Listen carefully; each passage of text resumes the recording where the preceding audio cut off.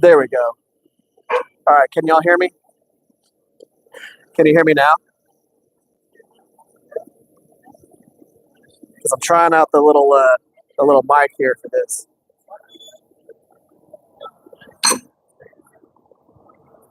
Can you hear me now? Is it pretty clear, or is it kind of muffled?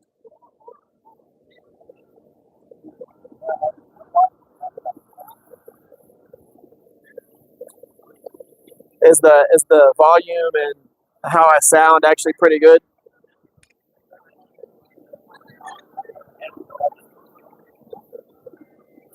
Okay, so what I'm gonna do during this live stream and all that, a little in the middle. Let's do this because I think y'all are gonna be. Well, no, I'll try it out just to see, and we'll just kind of go from there. I don't want to have it too close to my face or the anvil, but we're gonna be forging. Basically, I'm gonna go through the whole entire steps to get to this point right here while we're doing this. So that's the goal there, and we're gonna see how this goes. We're gonna have a blast doing a little bit of forging. We're at Texas Farrier Supply. We're underneath the big canopy thing that they do for horseshoeing and all that. So that's what we're gonna be doing. And pretty much everybody's off this way, but it's gonna be fun. I'm just gonna let y'all roll as I'm doing this.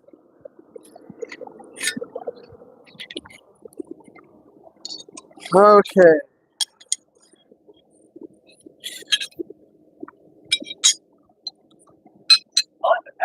So this is, how's it going? Oh yeah, just that the perfect. You bring a tripod, it's great. But I mean, a post leg rice. Yeah. I was sitting there like, what's going on? How you doing? Oh, like that is just poking you. All right, so we have the steel in the forge right now, and we are gonna get ready to start forging here in just a second. Something in between. Probably do. So I just got done eating some breakfast, so it wouldn't surprise me. So we're going to be forging during this. I'm going to be doing some forging.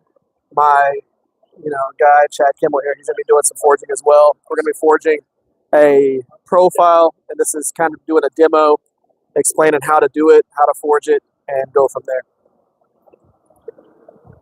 Y'all let me know if y'all can hear me just fine, or if I need to move where my mic is, and I'll try and make sure that I got it in a good spot. Okay. All right. All right. So, goal here, of course, we're using those tongs to do it, but all I do is I grab it, pull it out, throw in those tongs, start forging. And we'll let everybody just kind of watch as they watch. Yeah. So the first goal is to forge in the tip. Yep. So it just needs to look like a sheep's foot or a Warncliffe. So just doing that right there. We don't need to do anything too crazy to this. But the goal is get that out of here.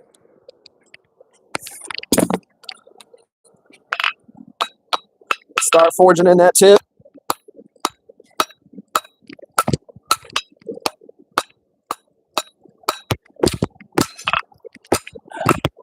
Flattening as we go.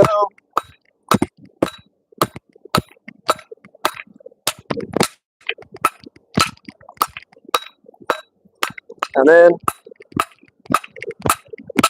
back in the forge.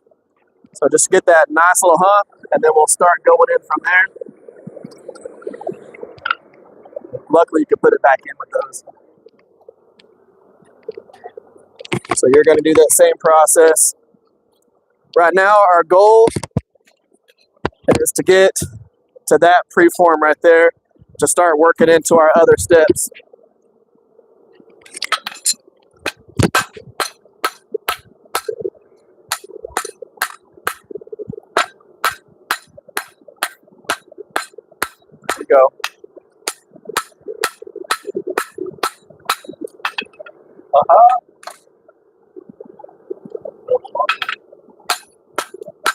There you go. Yep, flatten on that side.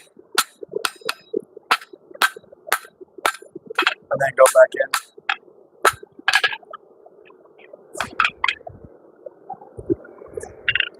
So feel free to use the dog head too. Monkey little truck. Yep. So the whole point behind preforms, of course, whenever you're forging, everything that we do lets us go to the next step. Our goal is always to get to this point, then that point. So right now we're working on this section right here so that whenever we start forging in the bevels later, it naturally gets this drop point. Now, if we wanted to do a clip point, we would do a hook so that whenever we start forging out that edge, it naturally creates a clip to the end of it. So get this back out and continue doing that. Now, this is something that as you get used to it, you could actually forge this really fast. For a demo, we're going slow. But come from the top here, start getting that taper in.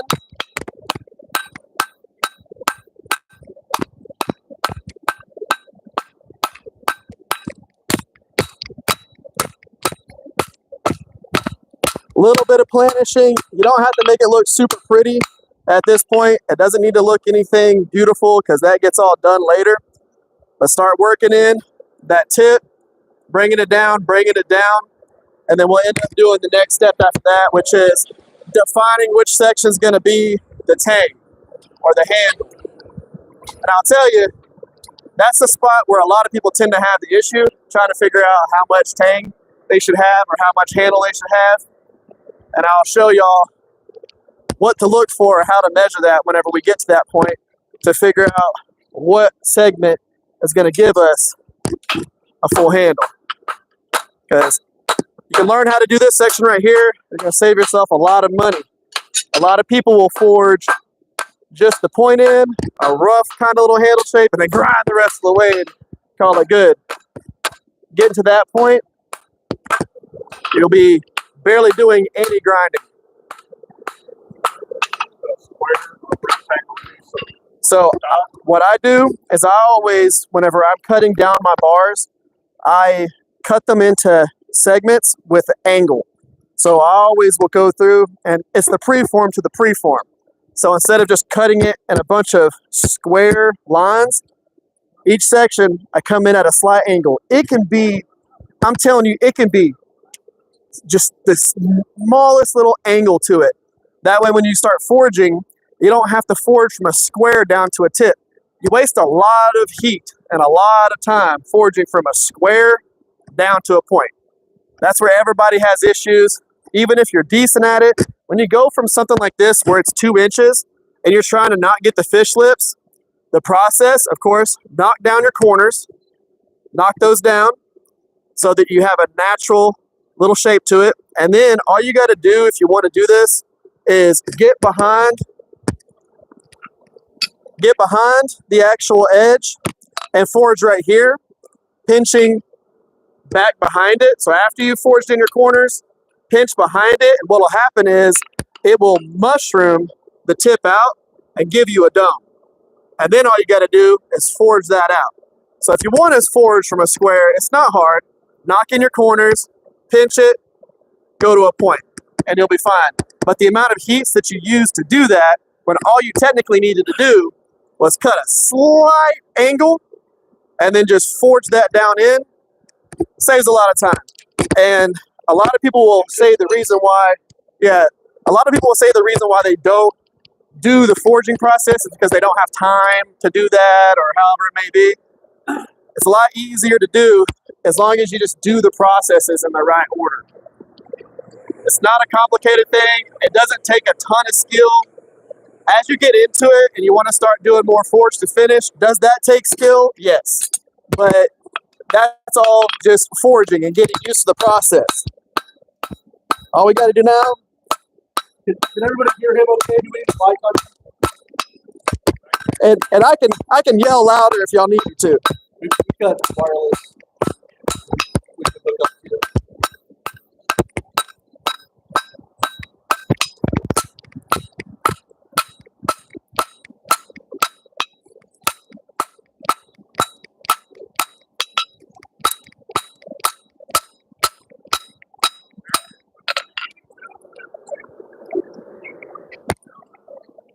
Any benefit to what? No. So a lot of people will ask that if it's necessary to heat your anvil or anything like that.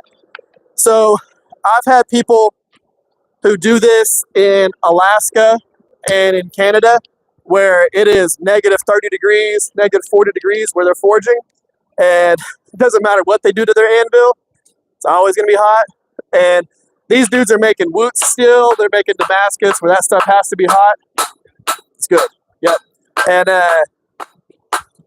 even if they tried to heat their anvil, it wouldn't make any sense. You're going to get the heat zapped out of it real fast. Your goal is to forge while you have the heat in the blade. Don't worry about your anvil. The face of this will naturally heat up by about our 6th heat. That face will be warm enough to keep your hands warm.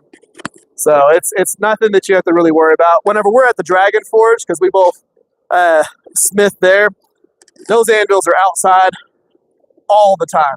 And they're super cold. We put enough heats through them, they'll heat up by themselves. You really don't have to worry about it that much. So on this next heat, what I'm going to do is finish doing just a little bit more refining of this tip here, and then I'm going to put this little notch in during that heat. What this notch is that's the part that's showing me what's going to be my cutting edge and what's going to be my handle. So that little notch turns into this big notch here, and I'm going to show you how I decide how much is going to be the tang to get a full-size handle out of it.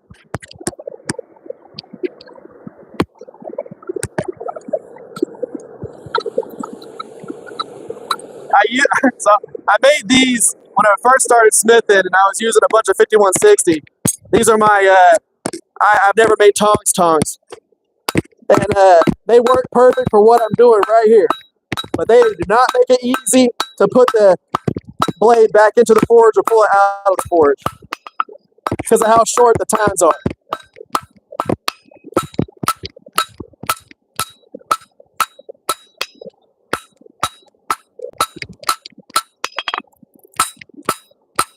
All I'm doing right now is just getting the thickness to where it's pretty even throughout. You don't have to worry about it too much right now, but I'm going to show y'all something here.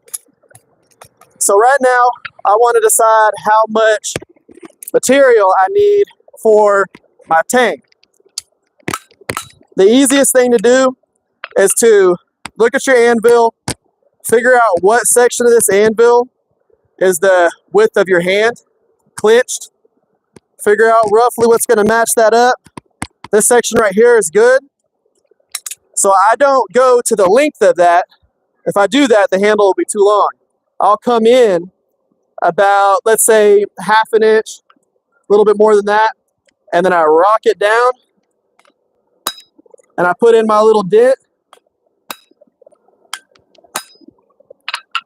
and that's what's going to be my width. So you don't want to go the full length. The only time that you're going to go to the full length of this right here is if you're making a big old Jason Knight kukri and you want that huge back pommel section. Then you can add a little extra length to that. But that right there is all we need on a 2-inch piece of stock. That's it. Come in a little bit, call it good. We're going to do that notch 2 different times.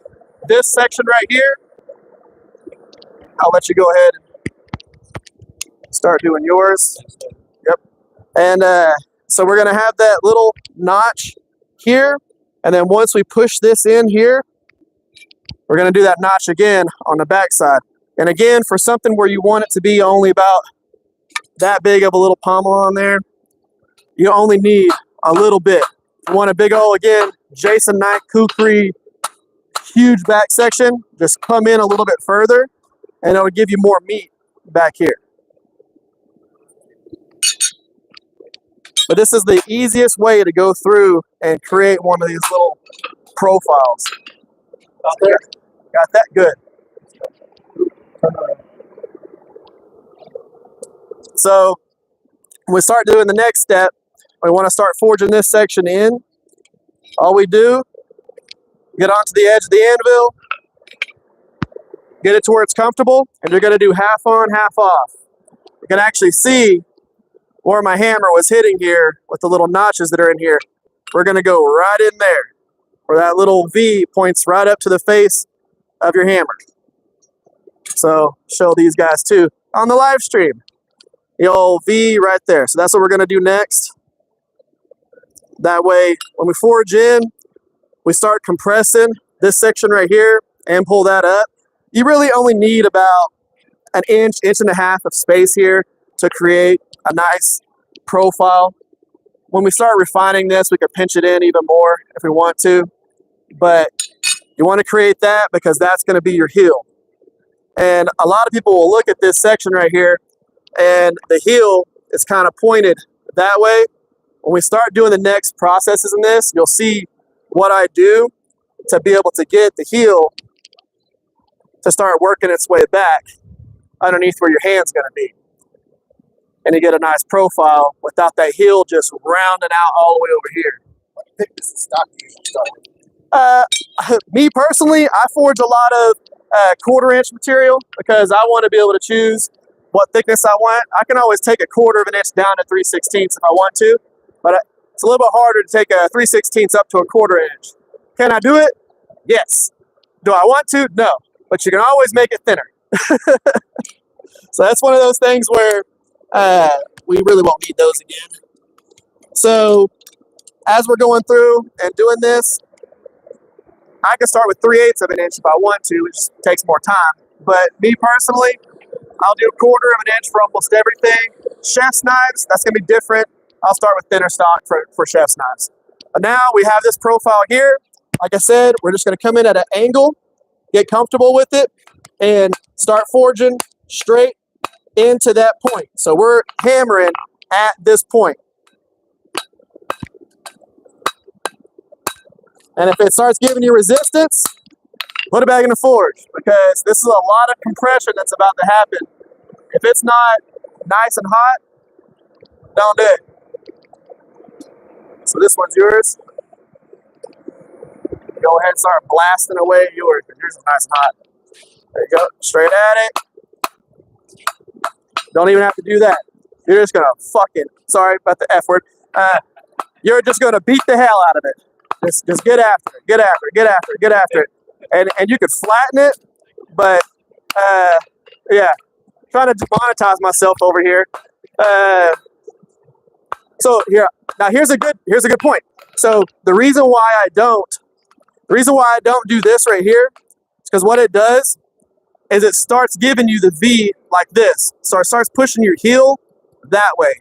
If you go here and you start forging down at this, what it wants to do is it wants to compress this section, not push your heel a different direction. So I always come from this side here so that whenever I'm forging right here, I'm primarily compressing that midsection there and I'm not moving anything forward. Yeah, I'm just trying to show you guys. No, thank you for that. Yeah. Yeah. So I will, whenever I'm doing the other side, the point behind that is when we're doing the back, what I call the pinky choil. So you have your finger choil and your pinky choil because your pinky hook's in there. So that point is when we come over here because again, we want to start compressing this, not this. But if you do this side, it starts compressing this section and pushing that forward. So that's where you start getting used to what your anvil does and what you swinging at your anvil does. Because you'll start learning, okay, whatever I'm hitting that's going to be pinched in between the anvil face and my hammer is what's going to move. Even if you have this off the edge right here and you're hammering towards this, it'll move that a little bit, but what primarily moves is the part that's on the anvil. So that'll get you used to all of that. And it takes just your time forging, spending that time, hammering on your anvil to figure what happens to everything as you're going. Thank you, Chad.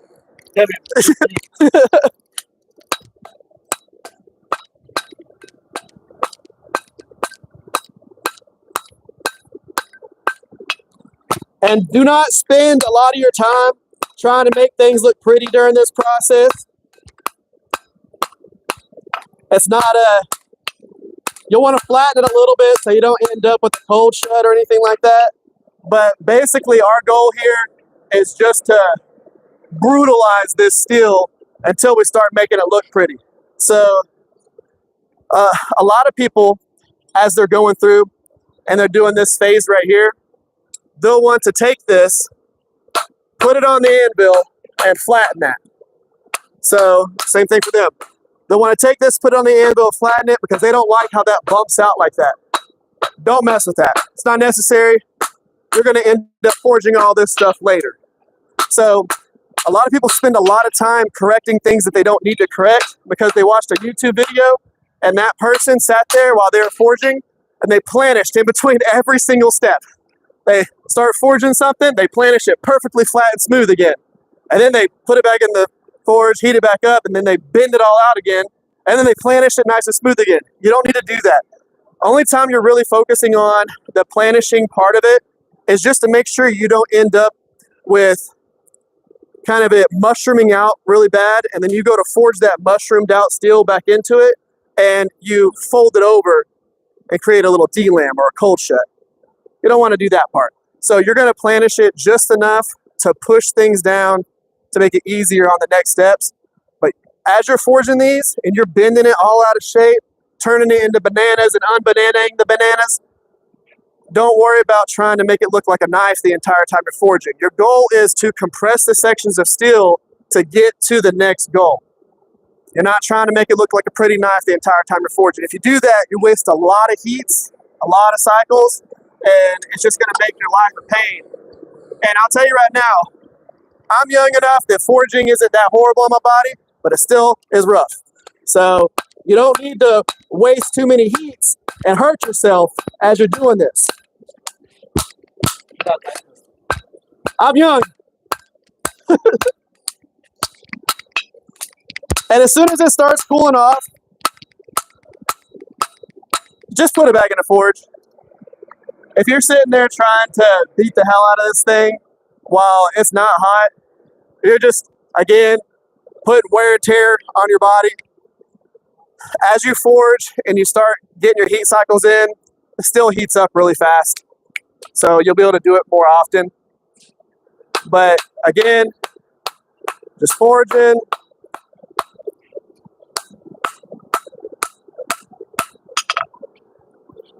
And what's awesome is even though this part takes a little while to get it compressed like that, all the rest of the handle happens really fast.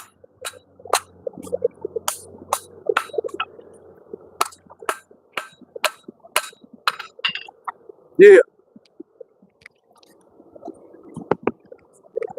This is his first time using a dog head hammer. I was like, where'd my tongs go? Yeah. Getting too hot? Oh, thank you. So we'll keep going.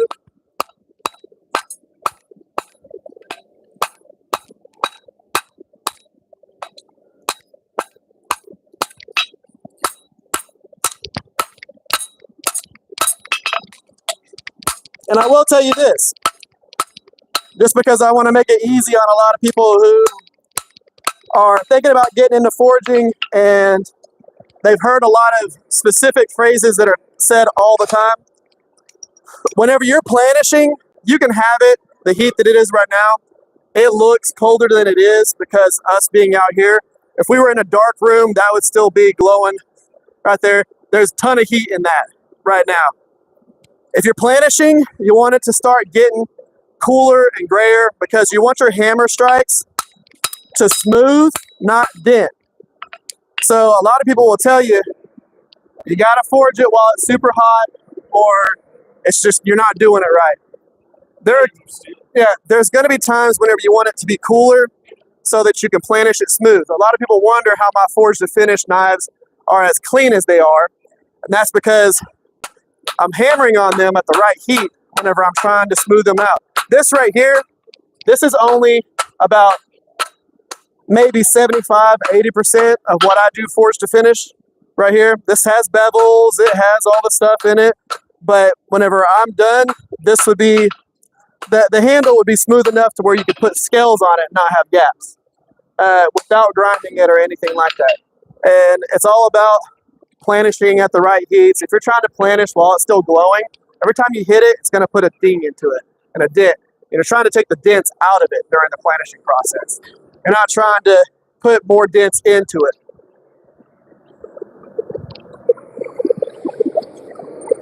Just got to close that off just a little bit. It's a big opening. So that's a good size. So while we're doing this, again, a lot of it is just getting used to the process of the preforms for what we're going to do. It makes your life a lot easier once you actually understand, again, what the hammer and the anvil does and what your next step's going to be. A lot of people, what they have issues with is, again, trying to figure out how much steel or what sizes you need to get to whatever goal that they're trying to get to. And a lot of that is just based on the amount of time you've had forging and kind of understanding what the next step's going to be and how much material you need. There are some people that will go in and they break down the full sciences into it. They'll go, how much volume did I have? And think about all the mathematical equations. I'm not that smart, so I don't do mathematical equations. I look at it and go, okay, well, I need this size of handle. I know that I'm going to basically take this size of triangle and this size of triangle out of it. So if I take that material and add it to the length, what am I going to be able to get? That's the way I do it. I look at it and I go, okay, that might work. But let's say for some reason I undershot it a little bit and I didn't have enough material. Well, then I just do a distal taper. And boom, you got enough material. Everything's good. And my knife now has a distal taper, and that's great. If I feel like I had too much, well, then I can always push the material back in a little bit and give myself a little bit more of a swell, or I can grind it off later. You know, it's okay. It's not a big deal, but it's a lot easier to grind a little bit off the back end of that, what we call a pommel or your butt of your handle, than it is to sit there and grind away all the material of a handle tang. You know, if all you got to do is just clean off a 1/4 of an inch or a 1/2 inch off the end, that takes seconds. You can do that quick. Just continue forging your knife how you want it. My goal is to have the least amount of steel in a grinding bucket as possible.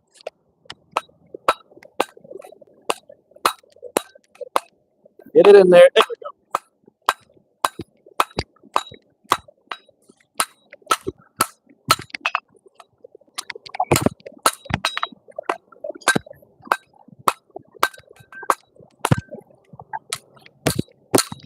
It's like the most awkward part of the whole entire forging process is hammering in at that angle. So yeah, we start getting that right there. I'm going to go down about another, maybe about 1/4 of an inch, maybe, and then we'll go ahead and do our back notch at that point. It's amazing how much that section of the knife compresses once you get this part done. This is probably the most aggressive part of the whole entire forging process, is forging in this. All the rest of it is cakewalk. But compressing all that steel down, that's the part that takes the most. Once you get back to this back section, this section heats up real fast because it's at the end. You're having to heat this middle section up a whole lot. It takes a little bit more. But yeah, that back section takes almost no time to forge down. But what will happen is, and you'll see this as I start forging it, whenever you start bringing that down, what'll want to happen is this will want to S on you. It'll try and bend and cave and all that stuff. So that's where you got to keep it flat, keep it flat, keep it flat, keep it flat, because you're trying to forge this section at the end down, and it will deform a lot faster than this midsection will. So that's something you got to combat a little bit, but it's not that complicated. You just got to make sure you keep flattening as you go. You're not really trying to planish, you're just trying to flatten.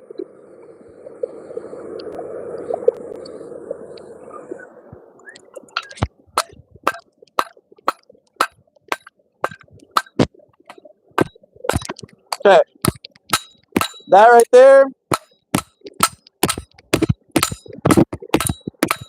is about as much as we want. I'm going to hammer onto the spine just to take a little bit of this bump out right here.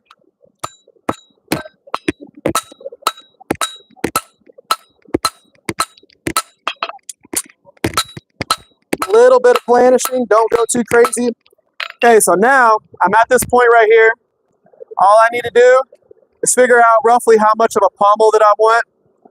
I know I'm going to do something similar to that, so I've only got to come in about, let's say about 3/8 of an inch, almost half, then hit it on the back.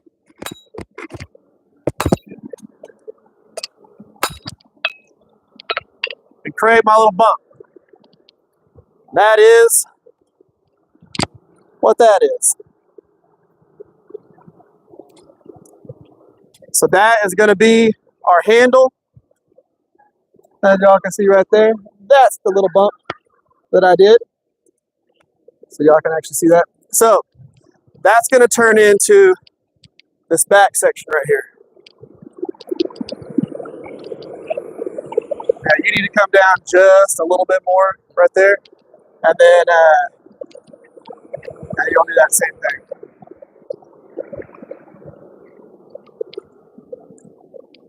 But yeah, it's not hard to get to these preforms. We're probably almost exactly, if I laid it on top of this, we're probably almost exactly to that right there.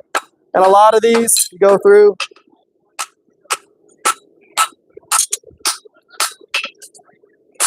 and sit them on top of each other. That is your thing. Yeah. So.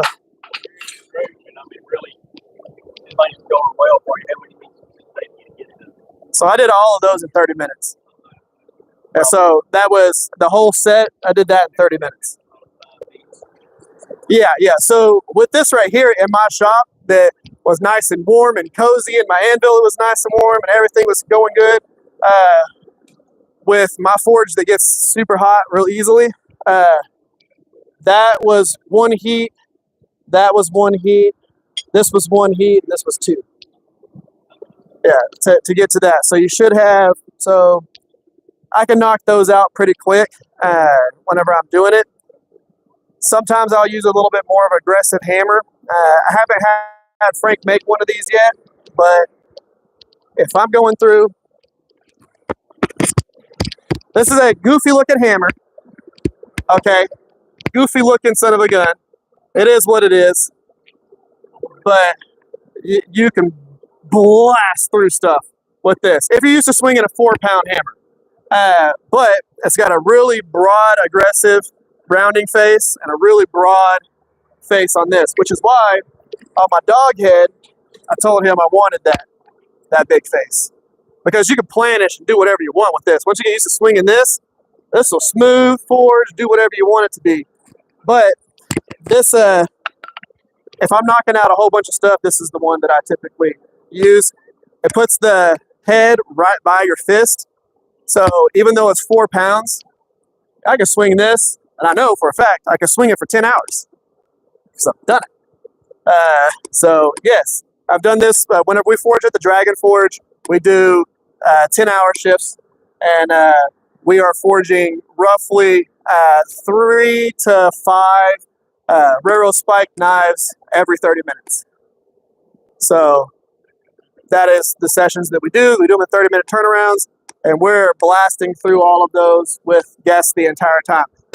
That right there, if you ever want to push yourself to the amount of forging you can do, join something like that, where you're sitting there and forging that much, that often. You want calluses on your hands and you want brutalized hands, do that to yourself. It's you'll forge until you're no longer sweating. The only thing that comes out of your body is salt. I drank 2 gallons my first weekend there, and I did maybe 1 time. So as we start forging, it's going to start curving. Hammer on the part that's curving out. So when we go in and it starts doing that, lay it down flat, go back in, hit, flat, hit, flat. You don't have to worry too much about the other side. You can come in and give it a whack if you want to, but all you're trying to do is unbow it. Don't worry too much about compressing that section back in, because as we start going forward, we'll be doing that by default. but really just focus on, for time saving time, you're gonna hit, lay down, one whack, hit, one whack, hit, one whack, and then whenever you flip it over, you can go whack on the one side that's trying to I-beam, because that's what's happening. The part that's touching the anvil and the part that's touching your hammer is trying to I-beam. It's mushrooming out. Just give it one whack on the top and bottom, put it back in the forge. You don't need to sit there and try and make it look beautiful again the entire time. All you're trying to do is that little bump out that happens whenever you're forging. You just want to compress that back in. You don't need to get after it too much. Okay, no, this is a good example. This is a good example. I fucked up. No, thank you. Okay, so this right here is what's going to happen. You see how this piece of steel is trying to fold over onto itself right there? So what will happen, if we were just to send that, if we just sent that in and you forge down on that, that's going to overlap and lay on top of the piece of steel. It's going to be fine for a while, but let's say we were going through, we were cleaning everything up, and you started grinding that section. What'll happen is you'll separate that little piece of steel that's attached to it right there, and you'll end up with a dent, because that little flap is going to come off, and you're going to have a dent. So if you wanted to fix that, you can just come in and actually forge that down, or you can understand that it's going to be there and leave that little section thick. But that right there, let's say I wanted to get rid of that.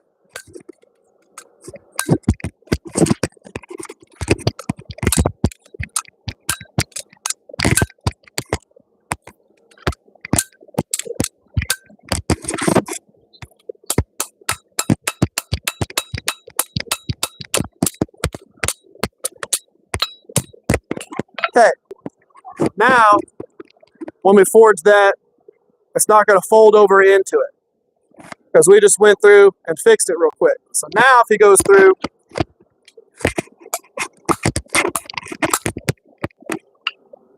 yeah, so we'll put it back in the heat, we'll fix that little section, then he can go back to forging. But don't let that fold over on you. If you get something like that, don't let it fold over on you, and keep forging it. If you need to get a little file, always keep, whenever I'm doing this,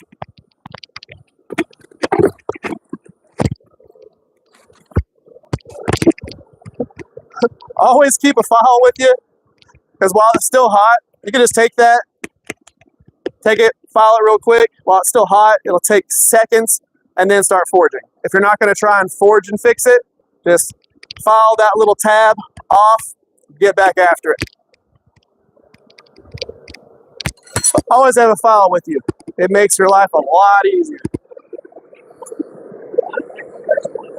I'm pretty sure they have a couple. So now again, get after it.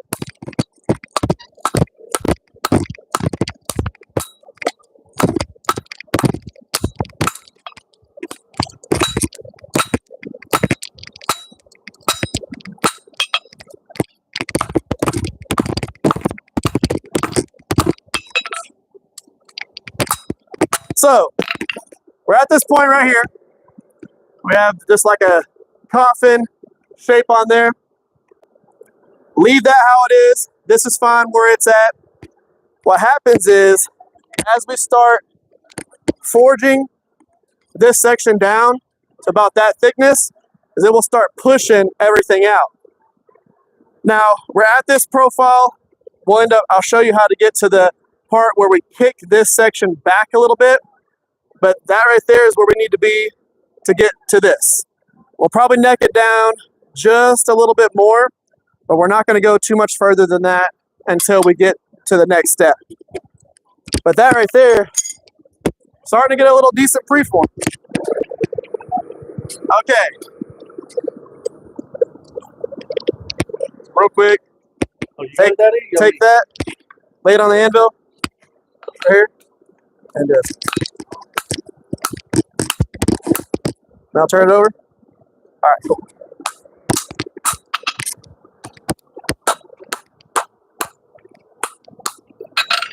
So whenever I'm forging, you'll actually see me. This is something that you either can do or you can't do. It's up to you on whether you think it makes sense or it works or anything like that.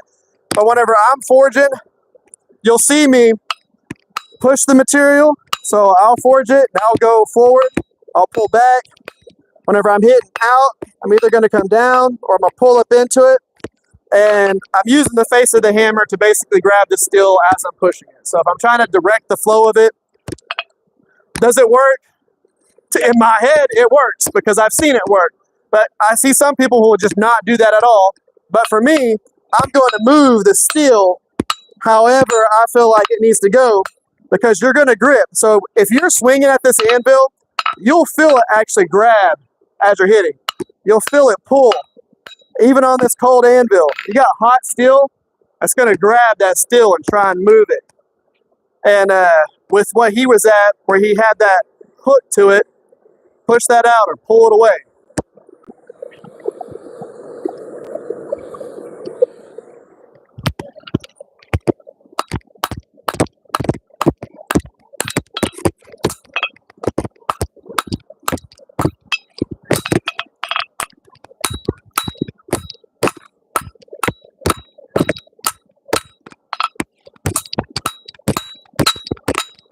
Okay, so I am going to call this particular section of this profile will be good where it's at right there. Now, if I was to forge another one of these to have another one of these profiles, this is what it would be. Necking that down to transition to this right here. But that transition from here to there is only a few hammer strikes. And you'll see that as we do that next heat here. And to going from the profile that I have right now to that next profile, if you just forge that much and you stock removal from there, you'd be saving yourself almost a whole knife worth of steel. So when I was at the Texas Custom Knife Show last weekend, I actually took a chunk of steel that would have been equivalent to what you cut out or grind out of one of these knife profiles, and I forged the whole knife out of it.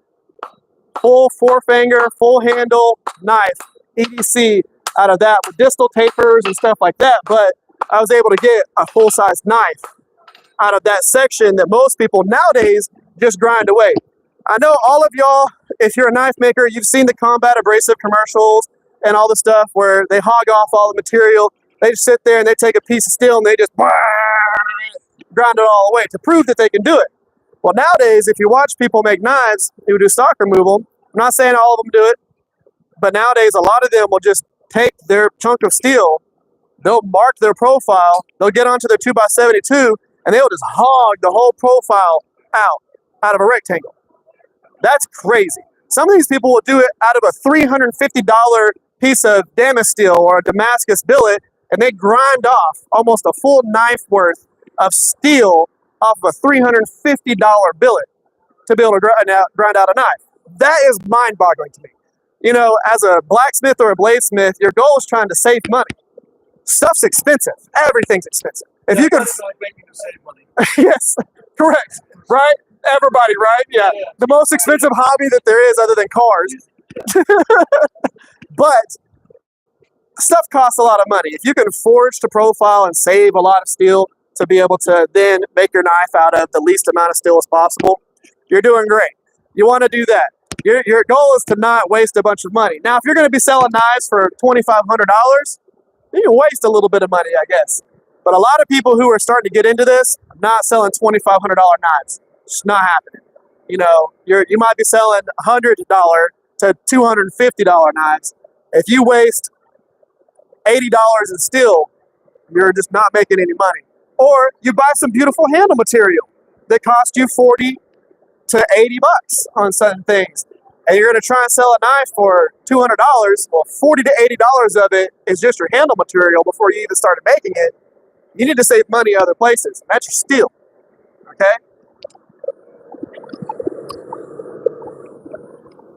And relatively, propane doesn't cost much. Okay, so good here. All we got to do at this point, lay it on the anvil, come across the belly of this, flatten, across the belly, flatten,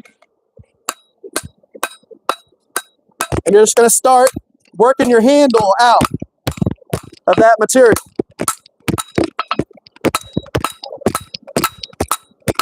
And you'll start getting your handle profile. Now, it's not necessary right now to pull this over just yet.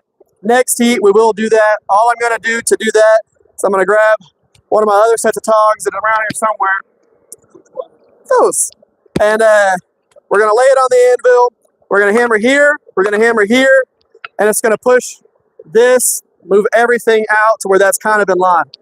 It doesn't have to be super perfect at this point, because whenever we go through and we forge our bevels, that tang is going to go whoop out in the middle of nowhere, because as you're forging your bevels, you basically are moving all that material into a smiley face, so everything that's not attached to that smiley face is going to move away. You don't need to forge that back down while you're forging your bevels, and you'll see that as we go. Again, a lot of people want to unbanana their profiles as we're doing this, but once I start forging in the bevels, this whole tang is going to pop up like this. Let it be. Leave that thing alone. You're not working on the tang right now, you're working on the bevels. We'll end up pulling everything down, and it actually helps you skip a step whenever you do it the way that I'm doing it. Nice. So go ahead on the next heat. We'll just pinch that a little bit more, pinch that a little bit more, okay. And we'll keep that little hump in there. But that's looking good. Put it on the edge here. So like right now, he is almost. If he just stopped right there, that handle would fit most of y'all's hands. So this section to this section fits that section right there. So he's pretty much where he needs to be. At this point, we can just play with it and get it all nice and good. We are going to widen it a little bit because some people have bigger hands than me. Like if I was to grab this, if I choked up on it, it'd be a little bit long. If you just hold it like a comfortable knife, it fit. But there's some people got big old bear paws, and I like to bridge the gap between my hand and their hand because it'll be comfortable for everybody. See? So if you bridge the gap between your hand size and slightly bigger than yours, you'll make good knives that fit a lot of people. A lot of us make knives that fit our hands. And my hand's not small, but it ain't big. If I put this in my friend Rick Hall's hand, he would grab this and it would this would disappear. It would just be gone. He'd just grab it and it would be like his hand would be all the way up here. Bear paws. So I don't make handles that'll fit his hand because not many people have that size of hand, but I try and bridge the gap. Okay, so you can use this tongs right here. So here, then down in here, down in here, down in here. And we'll start taking that hump out of there. Then go back onto the spine, forge a little bit onto the hump, come back here, onto the edge, inside the finger choil area, and you'll take and move your tang down in line to where it needs to be. And while I still have it a little heat,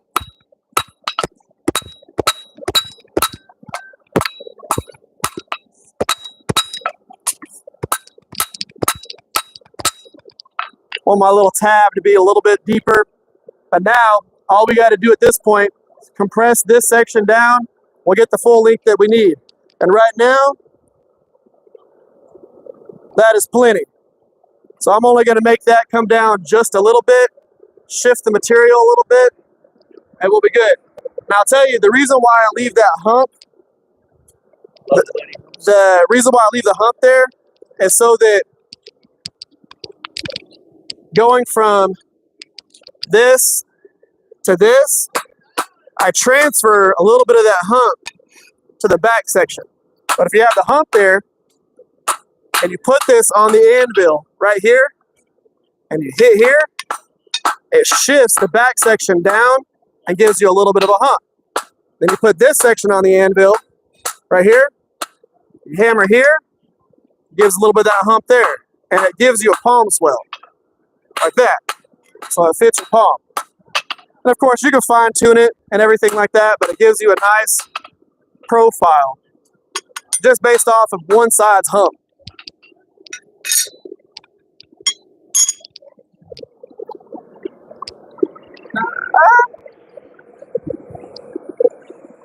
But all I'm going to do at this point is smooth this out, shift it just a little bit. So I'm going to hang it off just a little bit, hammer, and shift that hump just a little bit, like that right there, where now we have it popped in here. Come up here, do that same thing.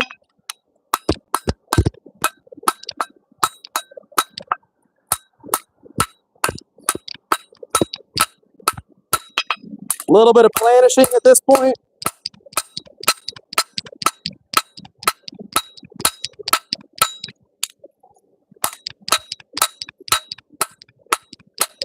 Doesn't need to be super hot at this point.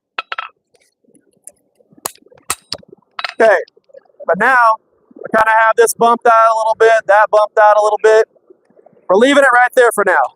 We don't want to fine tune that handle any more than that. Now at this point, grab it from the tang, put it blade in. And the reason why I don't do the handle any more than that at this point is because I'm going to cool these down for you. Oh, thank you. You're precious. So as I go through and do this, the reason why I don't go any crazier than that at this step is because as you start forging the blade, wherever you're holding it with your tongs, it's going to mess up different things and different sections of this. I want to clean that up later if I have to. But I do everything in segments. So I'll do like a certain section to 60%, another section to 60%. Then another section to 75%, another section to 75%. Another section to 80%, 85, whatever it's going to be. But I do it in sections because each time you start compressing steel in another section, it wants to do all kinds of crap to the part you're not holding. So I know that I'm going to end up cleaning the whole entire profile whenever I'm done. So the goal is get to this section right here, then start working on your blade. Do all of that abuse to this section right here and let it do whatever it wants to this section. We were preformed. That is good. We're good there. Now start working on the blade, get it all nice and pretty, and do not give a damn about what happens to this section. Because if you start doing that, you're going to start fiddling with it, moving it, it's just wasting time. Do your blade, get that profile to where it needs to be, get your bevels forged, and then once you get that in a comfortable spot, then grab it from the other side, move your handle, fine tune it a little bit, because at that point, whatever you're going to do to the handle isn't going to do almost anything to this, because all we're doing at that point is just fine tuning. Fine tuning doesn't abuse a bunch of the other parts of the knife. So we basically got this forged in. That did a lot of stuff to just basically the front area. Didn't really mess with this area that much. But we started forging this in. It moved everything all over the place like that. And then we didn't worry about anything here or here. Then we went ahead and forged in that back section. Got all that done. So at that point, all the main abuse prior to bevels is done to the steel. So then we forge in our bevels. That's the last bit of full-blown abuse that's going to happen to the knife. At that point, we're just realigning, slightly adjusting, and calling it good. But what happens is, let's say you'll see some people who will go through and forge their blades to really good looking, and then they'll start forging their handles. Well, your tongs bite different parts of the blade. You're going to start rolling the edges. You're going to start moving stuff. And if you're doing a forge to finish knife, you can't have any of that, because all those little things stand out, or you got to grind them away or file them away or anything like that. So if you're doing a forge to finish knife, you got to think through what's going to dent certain parts of the knife that you're going to have to fix later.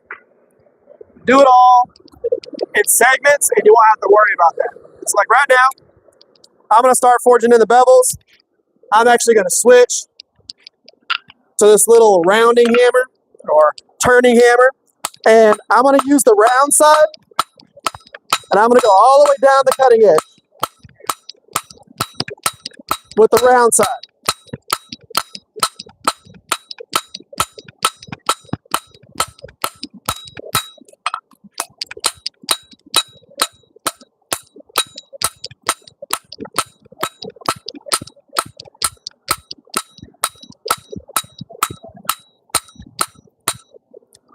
So use the round side, put a whole bunch of dents all the way down it. We'll heat it back up, do it again. At this point, if you want to draw your heel out a little bit, you can. Using the rounding hammer will actually put you a nice, clean, kind of radius plunge in there as you go. But using the round side doesn't require you to get super crafty on the edge here with your normal hammers, where you have to do all of this and work down here and then come over here or however it may be, so it's not hitting the face of your anvil with your hammer. If you use a rounding hammer to do all that compression, you can hammer straight right here. The reason why I'm not worried about things like, there you go. The reason why you do that, not on the board on the front side. Yeah, so, yeah, again, why I don't do it like here, right, or any of that. I'm trying to compress and move it out, but I'm focusing my hammer strikes. If I did it on the horn, it would compress it out and do all that stuff, but I'm more focusing on specific parts that I'm trying to move out. I'm not trying to double forge it. If I was trying to work on something that was really large, I would use the horn. But right now, all I'm trying to do is forge right on that edge. Yep. And start compressing that section. A lot of people, what they'll do, and I still do it depending on if I'm working on a chef knife or something like that. But let's say we're at this point right here and we want to draw out a really tall heel. You can use the cross peen, come across, pull that down, move it however you want to move it. But if you just get used to using a rounding hammer and compressing and flattening, you can draw your heel down quite a bit and get a nice round heel on there and not have huge cross peen dents that you have to flatten out. Now, a lot of people will try and they want to pull this heel down and back like that. If you do what I'm doing right now, it'll naturally progress in that way. But let's say we wanted to use the cross peen. I'm going to show y'all that because I might as well show you that particular part of this. But I did not do this on those profiles. So let's say we want to draw that heel out a little bit. Come in with the cross peen. This is where you start working it. You'll start moving the steel with what you're going to be doing. Treat yourself like a power hammer. Move your steel with it. So as you're forging, you don't have to try and sit there and move your hammer a ton. You can actually move your steel a little bit with you. And what will happen is you'll end up with nice, even hammer strikes without putting a whole bunch of edge dents. What I mean by that is hitting it with that. If you're sitting there and you're trying to walk this thing, what happens to your arm is a lot of stuff. In your wrist, you see how much wrist movement is happening between this? If I just go one spot and I'm hammering that one spot and I'm slightly moving my steel, I'm getting nice, even hammer strikes all the way through it as I'm going. Smart hand, dumb hand. Yep. And that way you don't end up with a ton of craziness. Now, of course, that did draw my heel down a little bit more than I was going to do for this, but that's all you got to do. And if you wanted to, let's say, move that heel this way, you switch over to your straight peen, and you actually forge straight on here. Because what happens is this one goes length, this one goes height. I'll put that right here.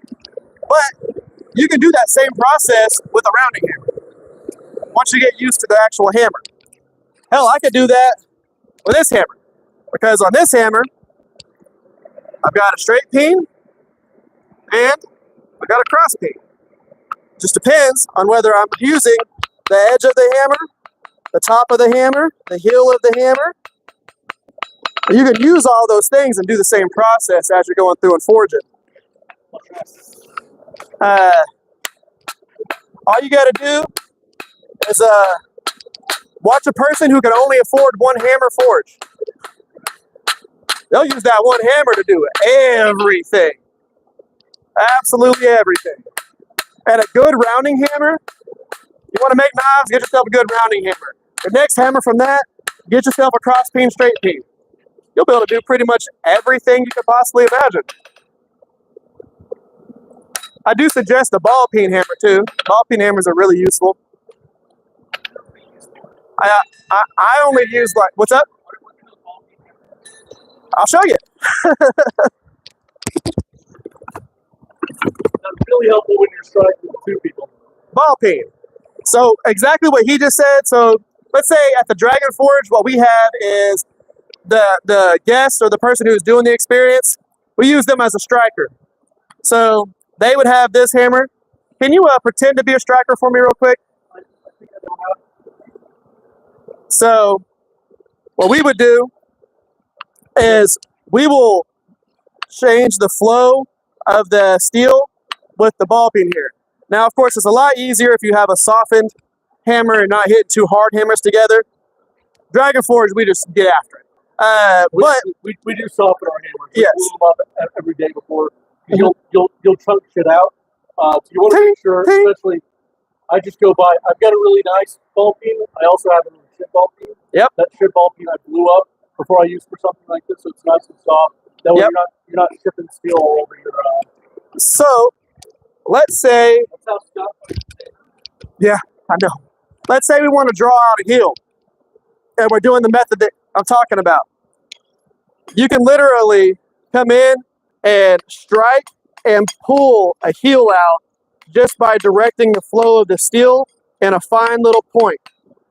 It should be noted that you want to do this with more than an 1/8 inch of steel. Yes. An 1/8 inch of steel, you're gonna make some marks that you don't want to keep there.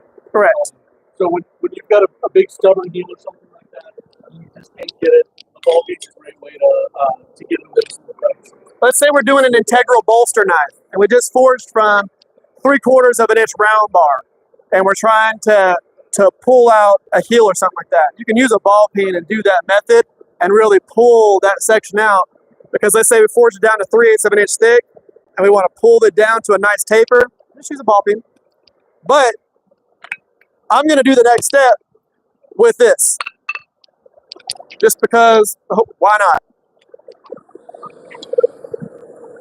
So ball peen hammer, same thing that I was doing with my rounding hammer. These ball peen hammers, the face it's not typically super square whenever I get done with them.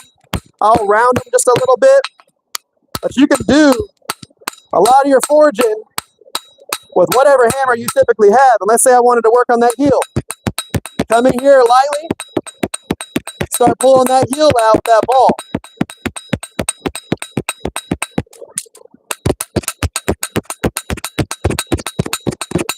And really start working that. But the goal is putting all those little bitty dents in there, fine tuning it, and take it over to your flat side. Forge it flat.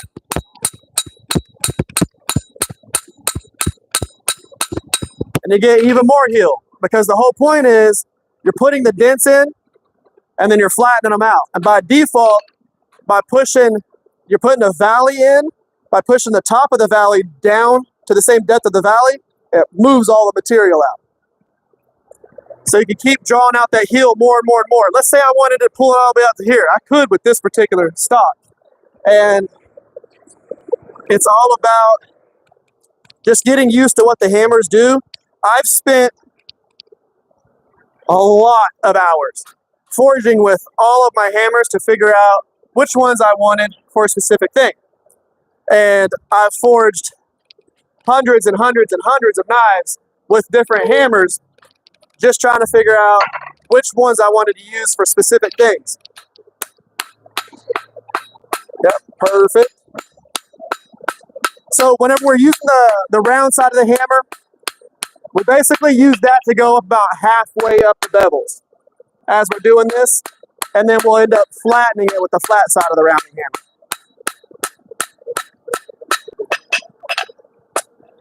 See, you don't even have to worry about that, because all we're doing right now is just bevels. Whatever happens to the knife at this point, let it be. You're just worried about bevels. I'm gonna use his hammer for this. This is made by a 16-year-old child out of Alaska, because that's how they do that. Yeah, this big hammer. If this was mine, I would take easily that whole section off of this hammer here. Yay! I keep looking for my tongs. I'm just like, where did my tongs go? So just so we're using the same hammer. So round side. And you're going to see that the tip is going to start working its way up, but we're still just using the rounding side of this, compressing it, compressing it, compressing it, all the way up to your tip. Flip it over. Same thing, working my way up to about halfway up the bevels here. And then when we flip to the flat side, that's going to push all those peaks back down to the depth of the valley.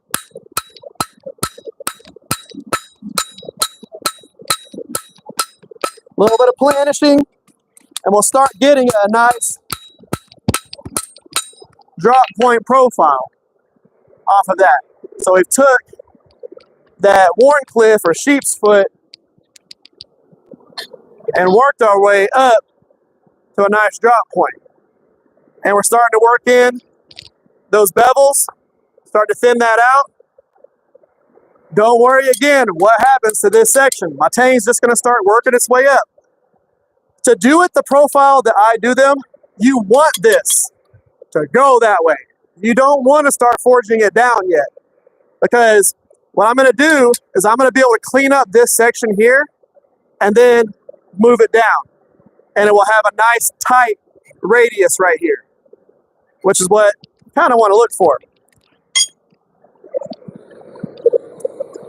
But this lets you cheat a little bit, because a lot of people, again, whenever they're trying to forge in this profile, they're trying their hardest to pull this down and pull it back.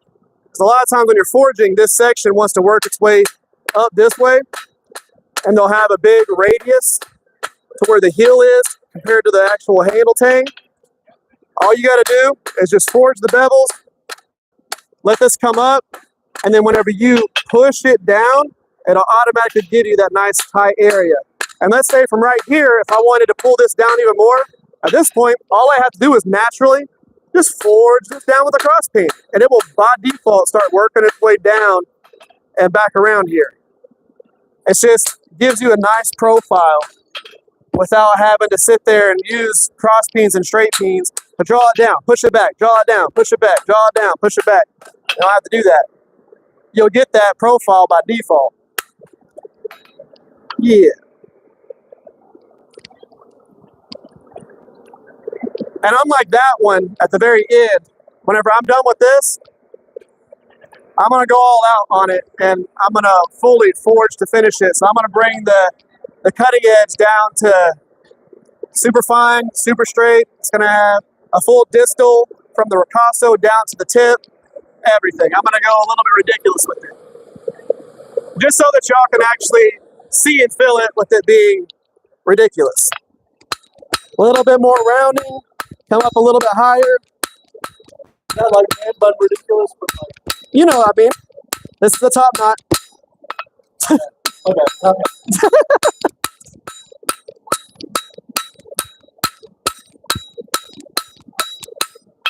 Okay, now I'm going to start compressing that edge just a little bit more while I'm at this heat.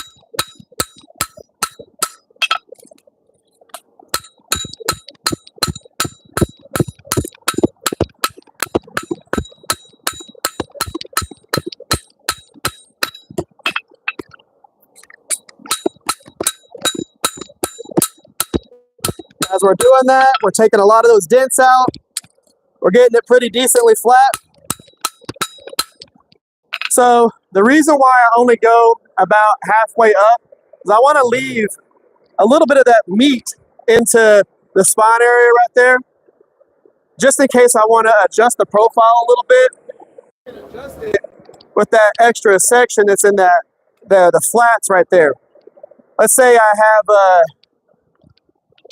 a dip right here, and I want to get that out. I can massage this section right here and work it up into that area just by massaging the extra little section here. I can bring the bevels up just a hair higher, but I can really focus on bringing the bevels up and pushing the material up as opposed to down or forward and backwards, and it will by default fill in that hump without me having to sit there and forge it like this and get rid of the hump. Because what happens again on a forged to finish knife, the more times you put it like this and forge here, you put micro dents wherever the edge is hanging off the anvil, or when your tongs are holding it, you're putting little dents everywhere. And on a forged to finish knife, you don't want any of those dents. Because you can't get on a 2x72 and grind all that stuff away. All that stuff needs to be left into the knife.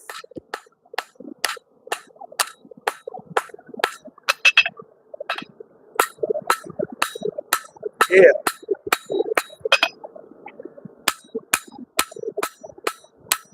So on yours, the next thing that you do, just focus on your flat side and pinch that whole entire edge. Okay. And that will bring your tip up. If you want it up, unless you want like a Warncliffe. Yeah. So whenever you pinch that, it'll bring that cut or that point up to center.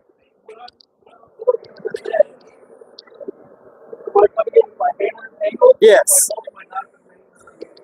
Great point. Great point. All right. All right. So whenever I'm forging in the bevels, just what he said. So you can forge with it flat, the blade flat on here and coming at an angle here, or you can do what I do, slightly bring the spine of this blade up a little bit and compress all the way down and pull as you go. Flat, so yes, so that way you're only pinching that section. You're not hammering and this section is completely flat on here. You have it slightly brought up a little bit and you're just pinching that edge and only compressing that section there. Now you can do it like this if you want to, with the blade fully touching the anvil if you want. It's going to be fine. But a lot of the times I will have it brought up just a little bit depending on where I'm going to be pinching. For him, because I only want him to focus on the cutting edge, it's only going to be cutting edge. That's all he's trying to compress. And if he just compresses the bottom, let's say 1/2 inch, 3/8 of an inch of that cutting edge, it's going to hook that tip straight up. If you're wanting to make a clip point and you take, at this point, you want to do a clip point, you hook this beak down just a little bit more and you start working that cutting edge, it will just bring this tip up and that'll give you that clip point profile because it's just going to want to stretch the edge. It's not going to stretch the spine.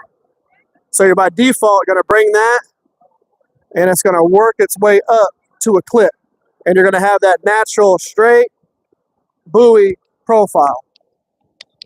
Just because whenever you're doing this, all he's going to be compressing and straight and stretching is just that 3/8 of an inch section on the blade.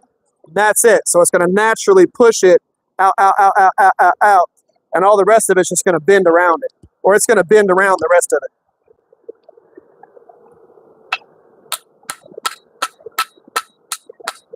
I'm going to make it even easier on you. Ready? You ready for easiness? Take that bad boy, go like that, come around, and hammer right there.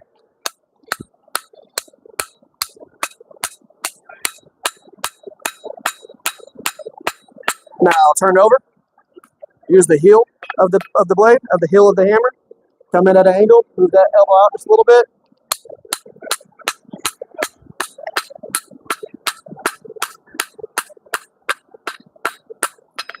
And you'll start stretching that out and bringing that tip up. Because you want to use the sections of the hammer. You want to use, if we're trying to work on one section, you're just using this flat section of the hammer and you're coming in and using that section. You can use this section right here, that little angle, come at an angle here, or you can come in at an angle here and hammer and pull away as you go, and it's all about using those sections of the hammer to compress parts of the steel. We're going to use, at this point, I'm going to switch over to the dog head.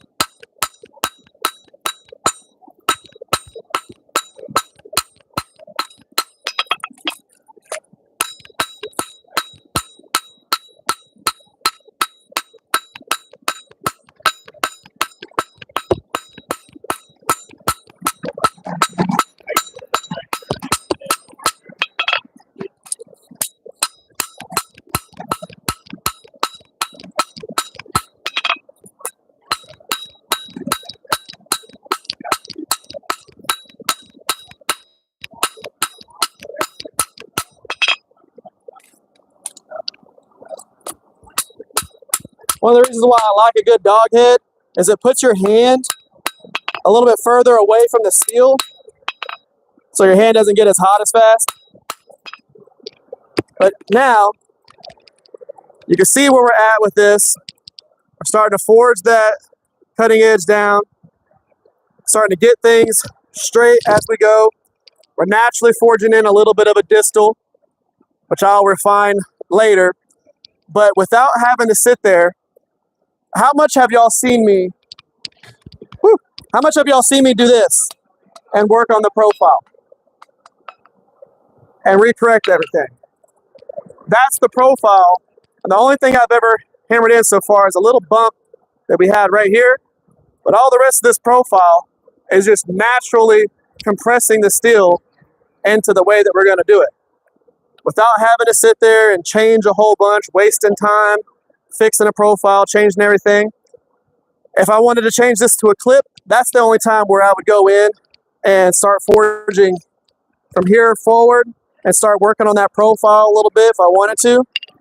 But as long as you don't get so in your head thinking that you've got to make everything beautiful the entire time you're forging, you can get to that form just by forging out everything in the right order, just by going through your steps to get to where you want it to be. You don't have to go too crazy with everything that you're doing.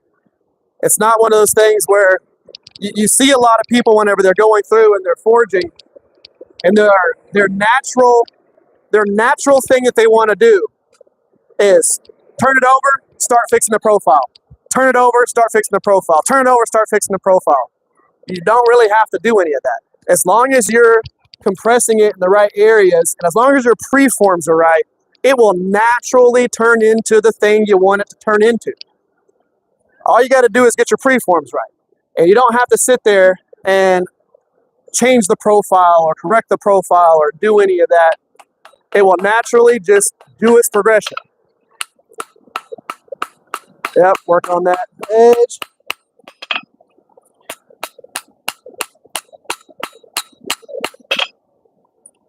So now, here, I'll make it. So start forging in that middle section right there. And then working that to the edge. So forging that, and then start gradually working that down towards the edge. That'll be the rest of the area that'll kind of want to pull your cutting edge up. And let's say we wanted to work on your heel right now. We could easily take this hammer, and if we just forged into that area right there with that tight rounding hammer, we could pull that down in just a little bit and bring your heel down without having to try and fix it with the profile. So again, it's you spend enough time to get used to what happens every time you swing a hammer at a piece of steel.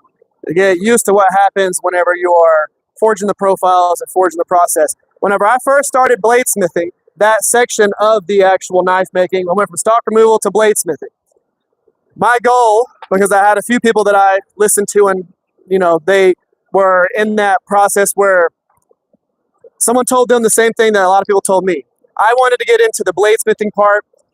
Everybody told me, okay, take yourself and forge a whole bunch of nails, forge a whole bunch of leaves, forge a whole bunch of stake flippers and all these things. And that is awesome if you want to make those things.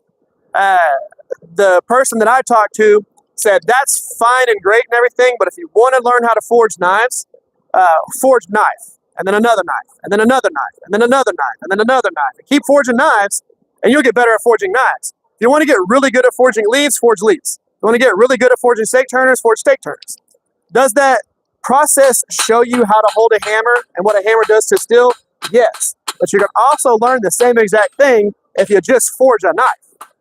You'll figure out what a hammer does to stretching out a bevel, to preform, to being able to do all that stuff. So what I did was I forged a knife after knife after knife after knife and got used to what my hammers did to the steel to create the processes. And it worked out great. Now, where I get a little bit of what I would call a cheat code, I'm a YouTuber. So you know how football players, they watch game day footage? So they get filmed, they play their game, they go into the locker room, and the coach sits there with them and walks through the whole entire thing and says, this is what you did right, this is what you did wrong. Fix this part next time you go out. Well, I edit hours and hours and hours of my own footage. So I'm watching myself forge, and I get the C part where I go, oh, that's where I screwed that step up. Oh, that's where I messed up there. If I'd have just done this, it'd been better. So the next time I forge a knife, I'm like, oh, okay, I'm just going to do it slightly different. You're right. Yep, it makes it way better. Right at what time? Good. So what I'm going to do here, all I'm going to do is just clean up this blade profile and get it to where I'm comfortable with the blade being where it's at. Really wish I had a wire brush during this whole entire thing. Yep. So I'm going to clean it up just a little bit, and then we're going to flip to the other side, and I'm going to finish the handle profile. So I'm good with the blade being where it's at right there. My handle is up here. Whenever I bring that down, it's going to bring in this to a tire radius. So we're going to heat that up. And what I'm going to do on the next section of this is I'm going to take and just smooth out the profile and get myself a nice profile here, adjust this if I need to adjust it, and then I'm going to pull this in here to give it to where it hooks around my finger.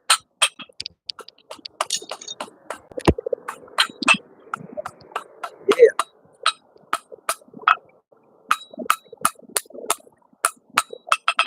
Straighten up your edge.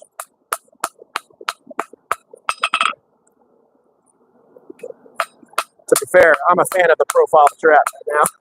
I am too. Hey, there's one of those things. Hey, at least it's here.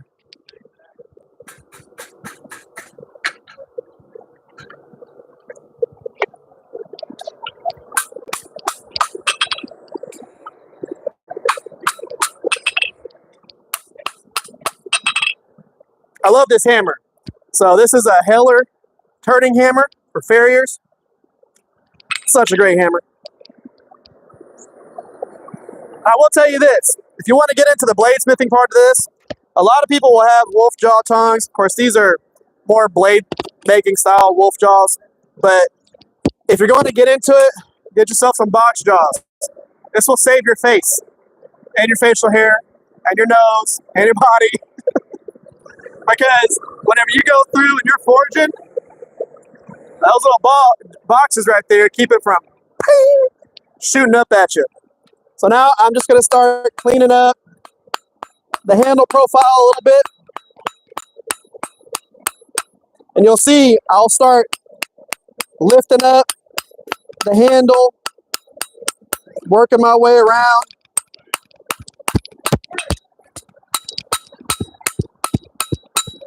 And then start forging this little pinky choil in a little bit.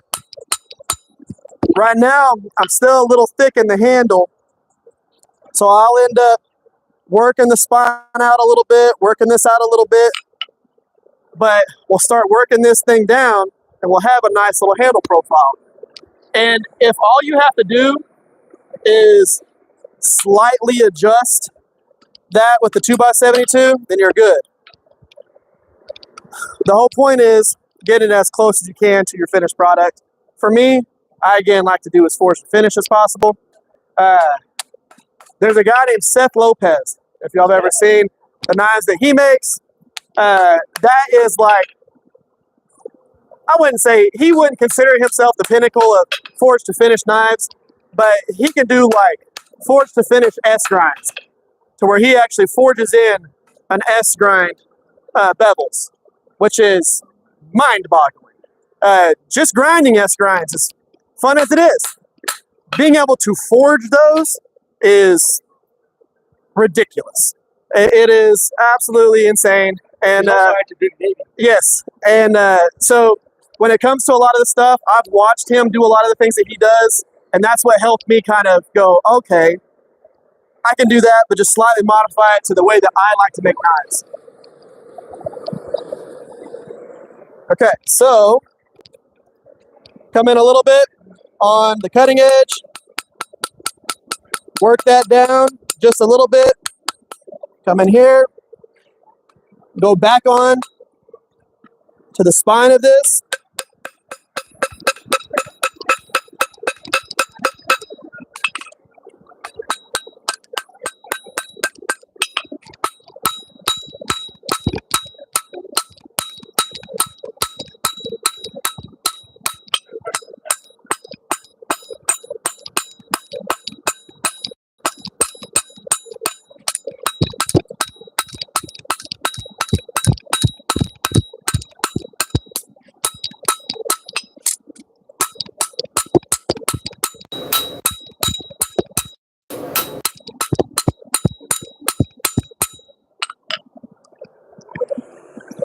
Clean that up a little bit.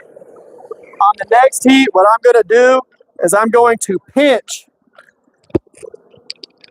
I'm going to pinch this section here and kick this section out by pinching that section down.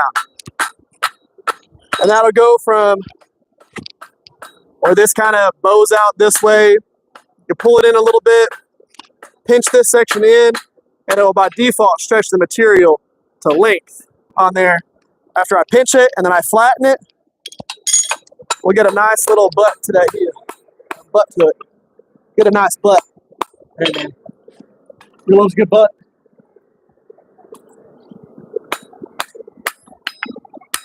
Yeah, just how you were pinching it right there.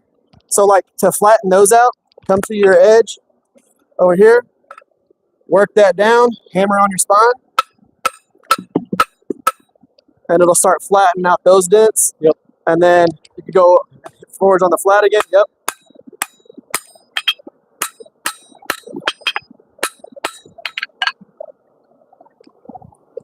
Okay.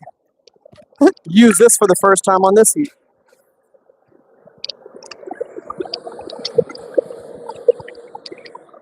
What's the guy? Now that we're at the very end. Take us up. Woo.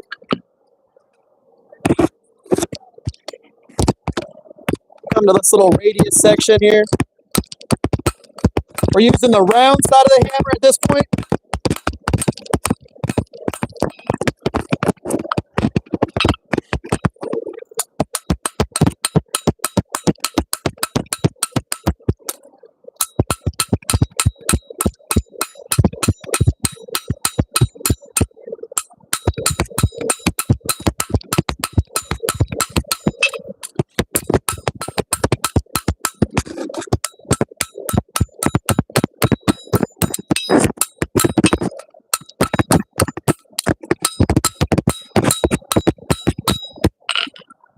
we're able to bring that section out. So now I can push in here and it will actually give me a nice little curve to that. And you can see we have a nice radius to that as well. So next heat, pull that in, and then I'll clean up the whole entire profile.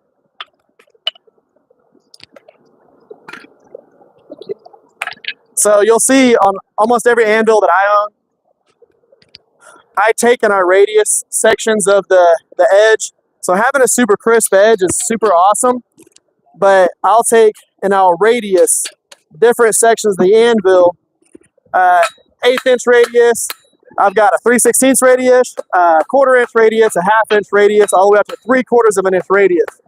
Because I do integral bolsters forged to finish. And whenever you do that, you want, just like I have on this anvil right here, it's got the same radius to the edge of this hammer. So just how you would use it on a press or something like that, you just go in the same side. It's a little bit harder by hand because you're having to keep it super even by swinging a hammer instead of using a machine to do it. There you go. So like for yours, if we wanted to thin out that tang, we could push this material that you have thicker right here with that and then flatten it, and it would pull your heel of that butt back a little bit too. If we wanted to do that. So I'll play with everything. Like if I see little extra thicknesses and I want to move a section, just use a different hammer, use a straight peen or a cross peen, thin the area out, then flatten it, and you can move, do slight adjustments with the steel. Big hammer, no.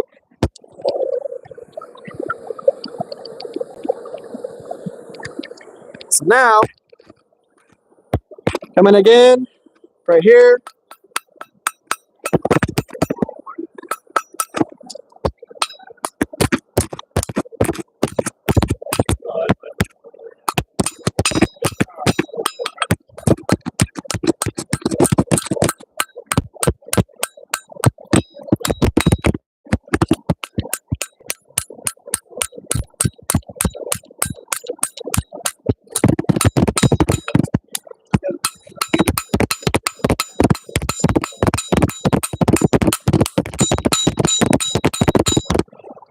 We'll start breaking that down.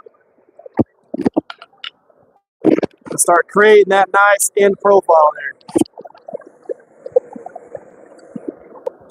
Right, we're ready to be. Yep.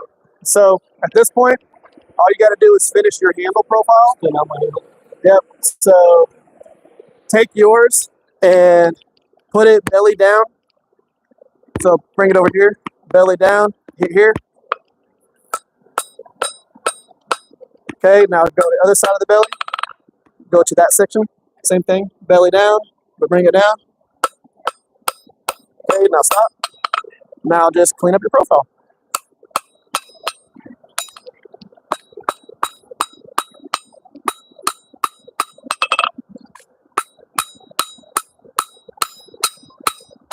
So for this, use the dog head and flatten the whole entire thing with the dog head. Keep it the temperature that it is. Grab that dog head. Now go over the whole face of it. You don't have to go super hard. Just right now, you're just trying to smooth that whole thing down in so that your kind of I-beam defect goes away. You see how that section's thick? Forge there, bring that in.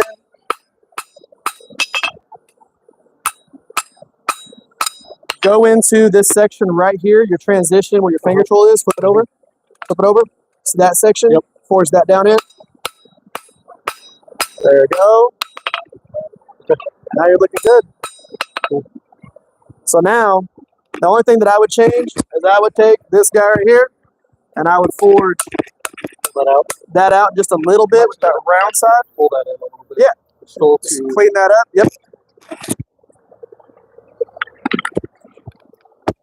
All right, let me grab that. Okay.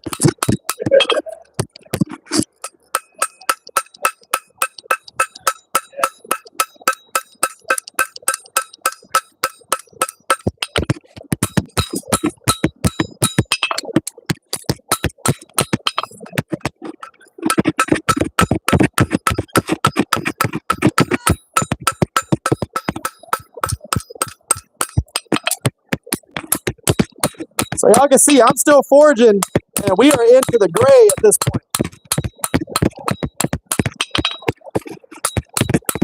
I'm not super hot or anything like that, but it lets you get a really nice, flat, smooth profile to your actual handle by not forging it super hot and not blasting away at the steel.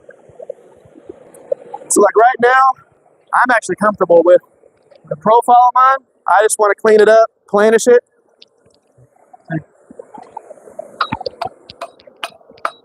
Pull that in.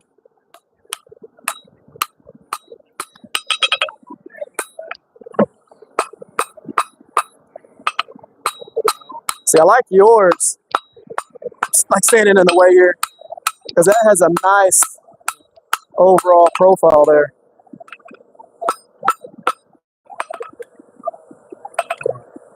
And then straighten out the cutting edge just a little bit again, right there.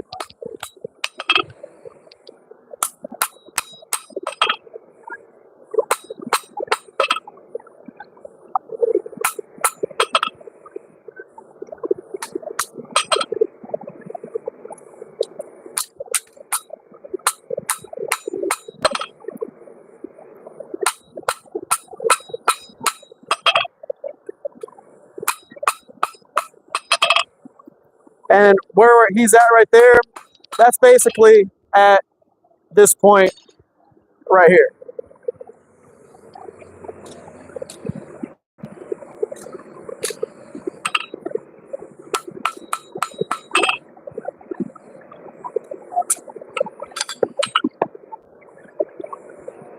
Oh, come on, let it get the full knife profile. Just now I want to drop one on here for that reason. just a nice knife profile. I think I'm there, man. Nice.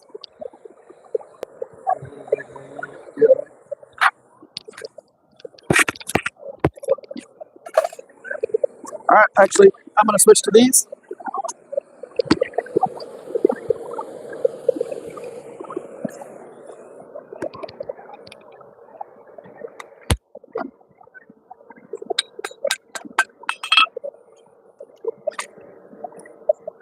Good old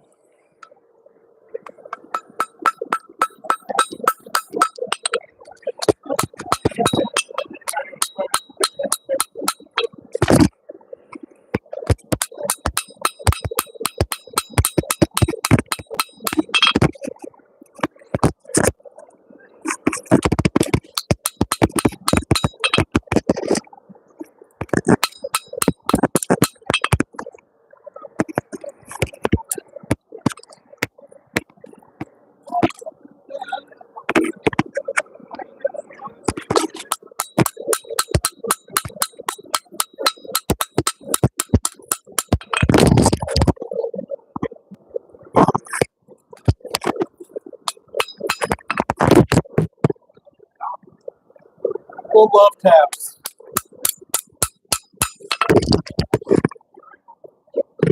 little bitty old love taps.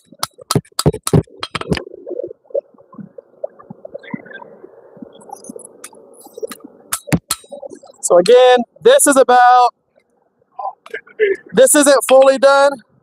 I would go further than this, but for the sake of not being here, messing with it for another 10 minutes. There's our profile, all the way down to our bevels being forged, heel, nice profile.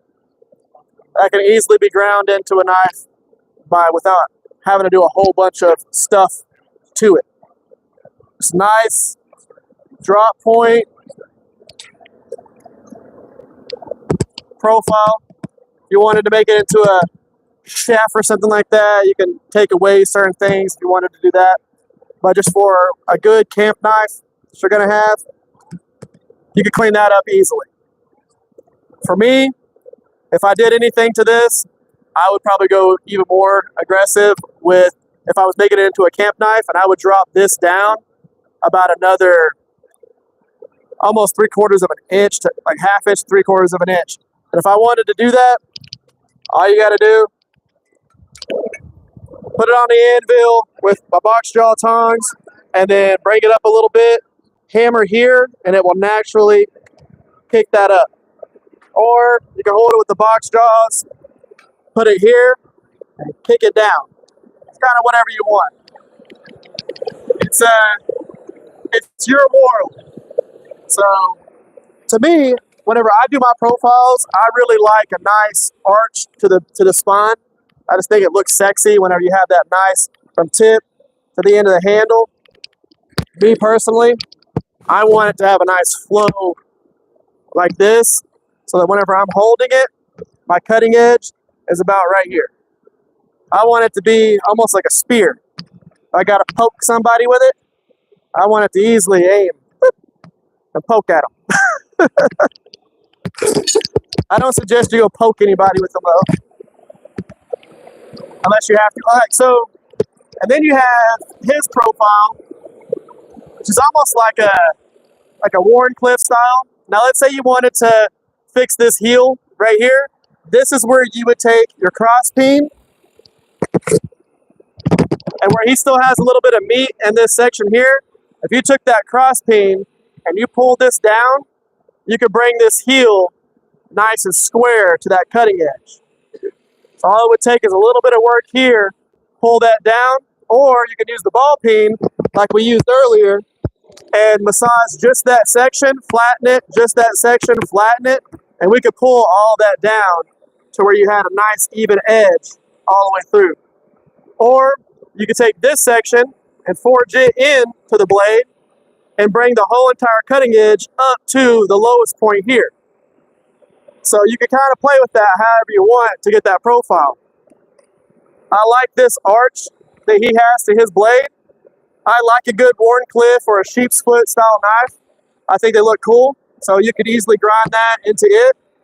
But all in all, we've got everything where it needs to be. So he did a great blade for this being his first time forging this style of blade.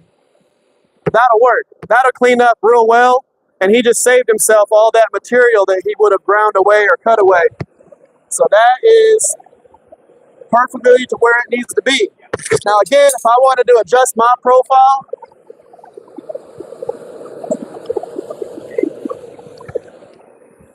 grab it, put it up here.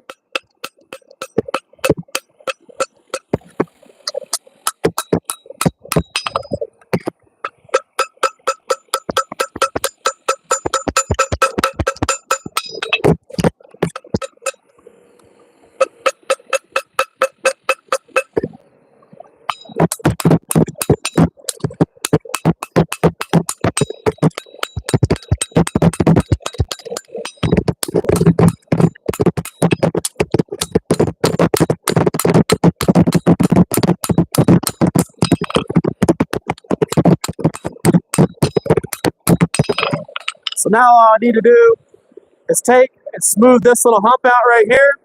But that puts my spine, and it drops this down. So now all I got to do is massage this section, and it's the profile that I want it to be. And that's it. You can play with it as long as you want. If you want to do forge to finish, you can get super crazy with it. I'll typically use my little adorable auto body hammer to do all the planishing and everything. I've had that for 26 years, back whenever I did auto body work. And Frank just redid the handle on it. It's had a fiberglass handle on it for its whole life. Now it's got a pretty handle. But yeah, I would take that and I'll go through and I'll planish the whole entire blade, clean everything up really nice. I'll planish the tang and make it to where I've got forged to finish knives that have handle scales on them that were never touched by a grinder. And where the handle scales marry up to the actual tang, there's no waves. It looks like someone ground it. It's just sitting there and planishing. I don't suggest you go that crazy with it. But if you're ridiculous like me crazy with it. I don't care. Yeah, nobody will judge you. Forge with just your apron on. You'll be fine. But yes, so you can take this.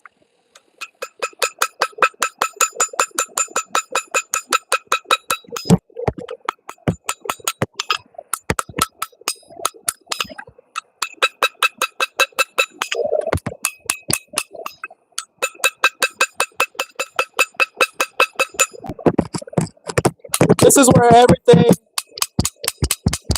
gets its chance to be like super clean.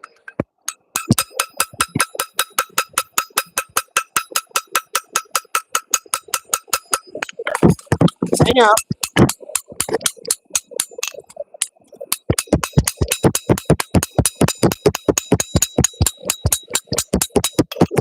We start massaging whatever profile we want, cleaning everything up. Let's say I wanted to bring a swell into this section right here.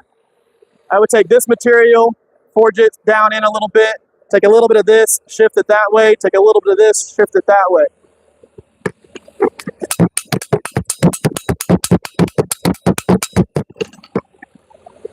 That will be good. Now, of course, you could always just say, screw it, I'm going to grind a 16th of a way, call it good. But that's fine. What would you do if you're going to do a hidden tang? So if we're going to do a hidden tang, we would go to this step right here, and then all we would do is take that, heat it up, and compress this down and pull it in. But what I would suggest is, so if we're going to do it, yeah, let's say you want to do a through tang, you still don't need that much. You probably need, take all that whole entire section off right there. But let's say if I hidden tang, I would only use, I put this notch, because you're taking these section, and add that here, you have plenty.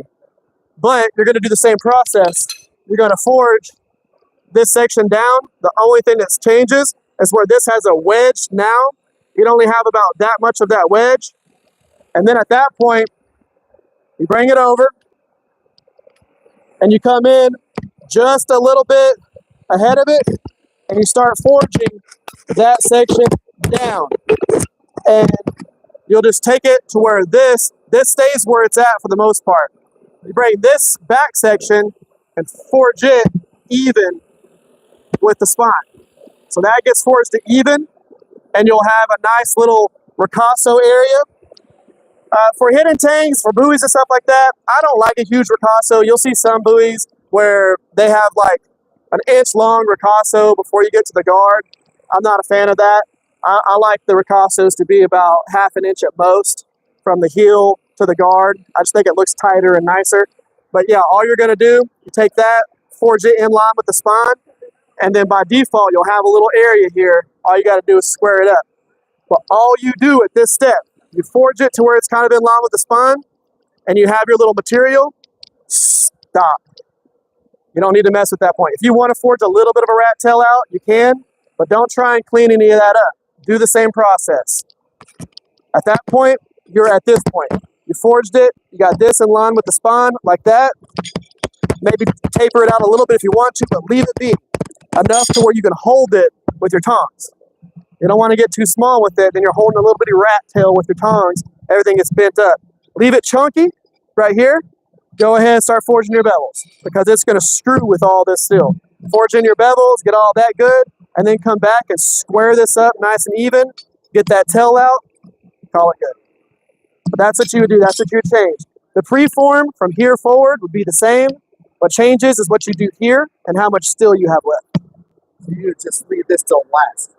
Yeah, that yeah. So you want to get to basically that step with a little bit of a tail coming out here. That's all you want. This much of your ricasso like that, and then go ahead and forge your bevels, because whenever you go in and you square this up, it's only going to be moving like at most 3/16 worth of steel into line.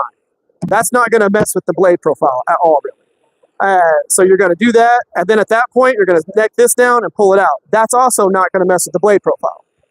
So you just want to get the abuse. You want to get this abuse and this abuse out of the way. And then do your little bit of ricasso, then get all that abuse out of the way, and then clean this up. And you're good. And you'll have yourself a nice, you can leave the forged ricasso area looking good if you want to do that, or you can clean it up on a grinder. But if you want a nice brute to forge finish on your ricasso up into your flats, it looks real sexy. You know what I mean? And then grind in nice crisp bevels up into that brute to forge finish, and it gives a cool transition between a nice smooth texture to that slightly rougher texture. I think it looks really good to have that. And then into a guard. It just looks, all the texture transitions are what make me go, oh, that's beautiful. And yeah, but I'm gonna do your next thing. I'm just making things look pretty at this point. What are we doing next? Who's next? Oh, guys, everybody good. Eric Rivers. Yay! And his lovely assistant. Guys, thank you for that. Give a couple of announcements. 10% all, and also you say free rotary plate.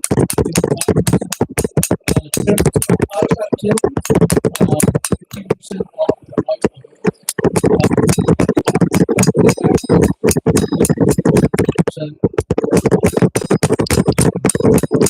Check your receipt. And get all your things. If Evan wants to do a raffle right now, maybe. Who's doing a raffle? Who's doing the raffle?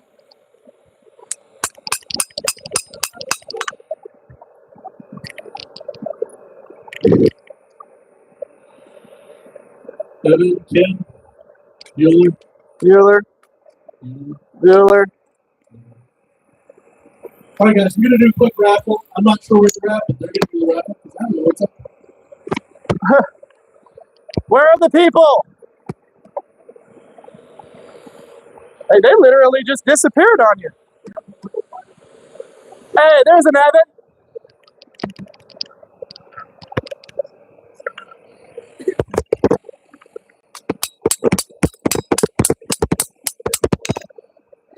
So whenever I'm forging, I'll take a lot of the forge skill off, but like whenever I do my forge to finish, you can see how there's texture in here, but there's not hammer strikes. Right.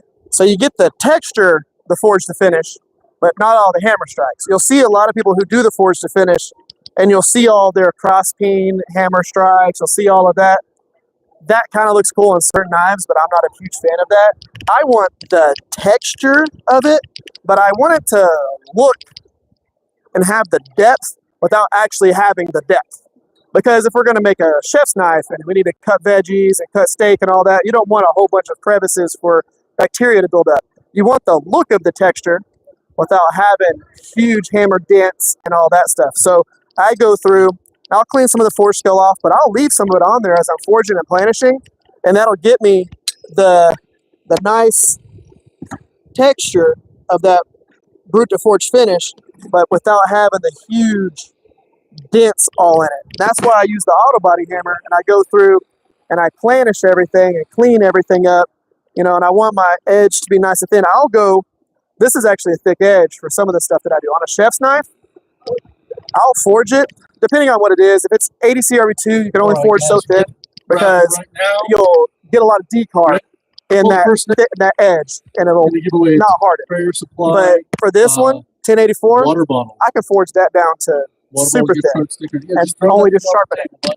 It's fine. So probably didn't need it. It's that's always my goal. Get the texture without the hammer strikes. You know, that's my personal preference. Whoa, look at that. All right. I should have clarified what I was asking about. So I was asking about the hidden tang, like for like a Japanese Brian's chef. Like a really thin rat tail. Yeah. Anybody? Yeah. Brian's? So same thing, just leave it this thick. Yep. All your bevels, then come back and then out. Yep. Like last. So no, what I would do for that is for a hot shot I would see how this thickness is here. Brian's? I would go down to about right there. Brian's? Anybody? Bring it as a rectangle. Ready? So forge it into a rectangle. 695 and then 8101. And then bring that down as you Didn't go. know his name. So like if you're doing a wall handle and all that, yeah. You just want to step it down. But on a wall handle, Two more. even with that, I will come down just a little bit, and I'll leave it a little thicker, and I'll come back at an angle a little bit, and then I'll thin it out. Gift cards. But yeah, But you want to leave it $20 thicker gift card in the beginning so you have something to hold on to while you're doing all your bevels. yes, Then you come back later and then, yes. like, Smash it down and call it good. Because what's going to happen Alright. is you're going to be primarily heating this Steve section. Beck. This is going to stay cool. Steve So, Beck, come on down. I wouldn't. Steve, sorry, Steve, we're over here. I wouldn't go through and. All right, and the last I would let it cool down quite a bit. Some, so that as some I'm heating it back up, it's only cool heating that tang area at Ricasa. That's it. But you're going to start, like you said, some Norton belts. Yeah. Killer Norton belts. shorter And pieces. a cool hat. Yes. Yep. All right, let's pull this last one. And you're going to try to aggressively push that in, and it's going to get to length and call it good. But you're going to do the same thing. If you do it the way that I was showing him, you want to do it with your point this way so that it compresses this and not this. Because you want all that heel. If you were like this, what'll happen is it'll want to push this material and move it away. Or if you were like this, we're making you it wants to push this material that way. So you come here, and you can just get after it. Boom, boom, boom, boom, boom. If I was doing that, I would primarily be all right, guys, thanks so much.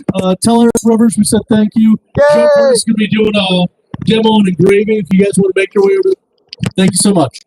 So if you're going to be doing that, do your initial notch here to create a slight wedge in here, and then just start slowly moving your hammer to where it's actually over the anvil and not 50-50. So you'll do that, but then you'll just start moving it to where you're hammering more here and not here. And that'll really compress this out as opposed to moving much here. And it'll be great. Absolutely great.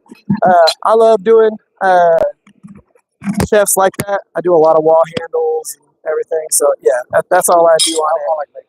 Oh yeah. Yeah, it's nice. Do you do the dowel and everything, or do you just? Okay, yeah. It's drill a hole, do the dowel, call it done. Yeah. Screw that. That sucks. That's the reason why I love integral bolsters. Is it a little bit harder initially? Yes, but the fit up, cakewalk. For doing an integral bolster knife, because all you have to do is it's just like matching the handle material to the back of a guard. All you got to do is just make sure it's square, and you're good. It's not one of those things where you have to match a guard up to a ricasso. That's what's hard on, hidden tang knives, is making sure all that's square and super tight and all that. There's a billion ways that you can make that look great, but doing wall handles and doing integral bolsters, it makes everything else easy, absolutely easy. And I like forging integrals. I do. I think Frank hasn't. The one on his hip right there is one of my integral EDCs, and they're just great little knives to make out of round bar, and it's fun. I've got a whole bunch of 1085, the Japanese chef bar, and I make a lot of them out of that.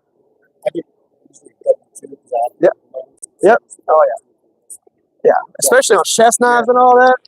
Beautiful Ramones. Dude, I'm the same way. All the tool steels and all that stuff. That's fun. I do a lot of everything. It's a lot of 5160, just because I make if I'm doing like wakazashis or all the swords and everything like that. I've got a really cool batch of 5160 that I've made. I've got a wakizashi that I trim trees with, and it's got a 0 edge on it, and I've only ever stropped it. I made it 2.5 years ago, and I mean I've cut through things like this, just hacking at it, and then broke down full smaller trees and all that stuff, and it'll still shave. All I've ever done is stropped it, never resharpened it. It's fun. Yeah, it's fun. It'll hold an edge for a long time. I want to see how many people are actually still. Oh, hello, all of y'all. We've been live streaming the entire time here. Hopefully the mic worked out really well. I don't know how much of this bumping into it was affecting that, but I'm going to bring y'all over real quick because I still have plenty of battery. I'm gonna point y'all. Let's see here. You guys, just so everybody knows, Joe Curtis is doing the engraving underneath his carport. He's kind of over here in the corner, but it's pretty slick stuff. If you guys like anything. Let's see if I can get y'all. Oh, don't worry. You're just getting watched by a bunch of people. It's don't be nervous. Let's see if They're looking good.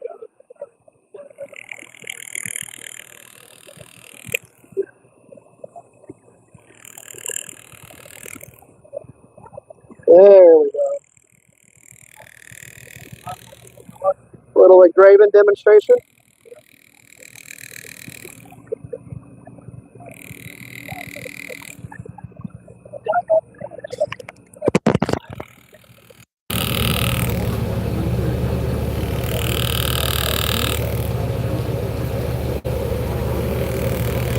There we go.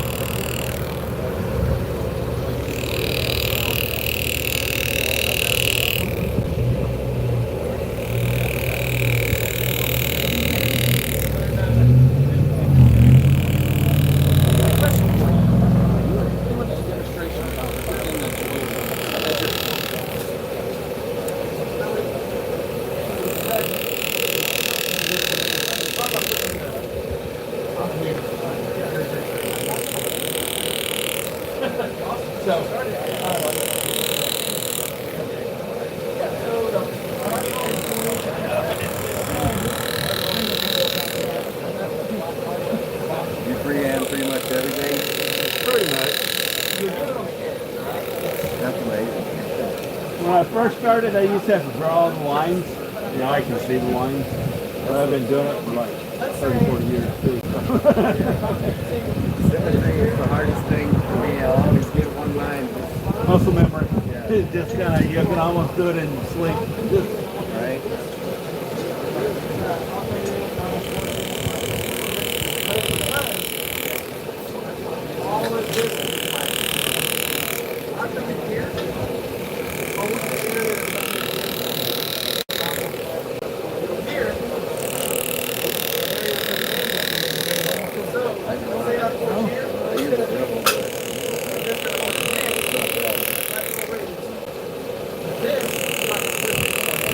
They call this a Gravermeister.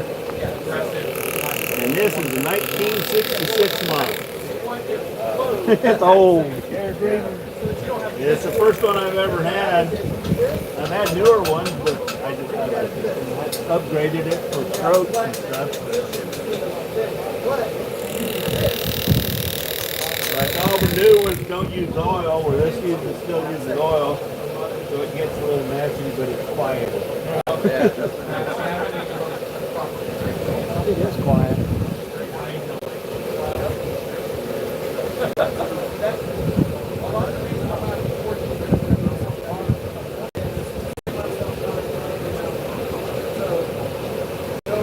Is that a belt buckle or is that? Yeah.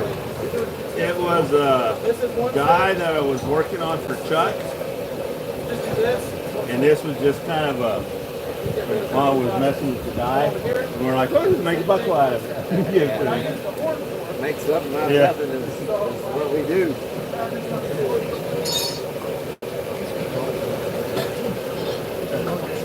Keeper.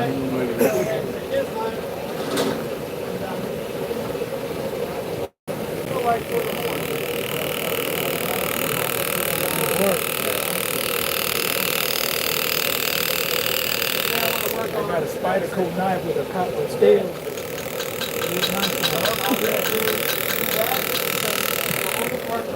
How many hours you got in something like this belt buckle? I don't know. I wasn't. It's like people ask me how many hours you got in tattoos. They're all over my body, so I don't know. I fell asleep or something. Like you probably, the engraving part, you're probably looking at a good hour, hour and a half. preforming it and that. Just in that piece right there, you might have a good 3.5 to 4 hours, if not more. Yeah. So that's like quartz, copper. Well, yeah, it's a chuck head printed male female. Yeah. And that he wants me to do them at silver, so I'm having to adjust for playing with the form. So I was using copper because it's silver. Yeah. So, you can do it in copper. Yeah. You can bang it in silver. Yeah.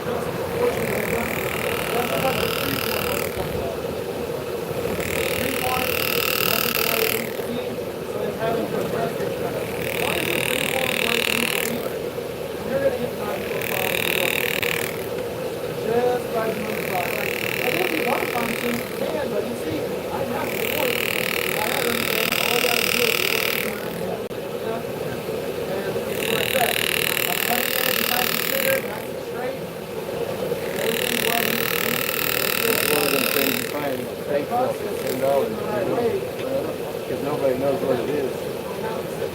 A lot of people get in their head thinking they got to make it something nice the entire time they're supposed to. All you're trying to do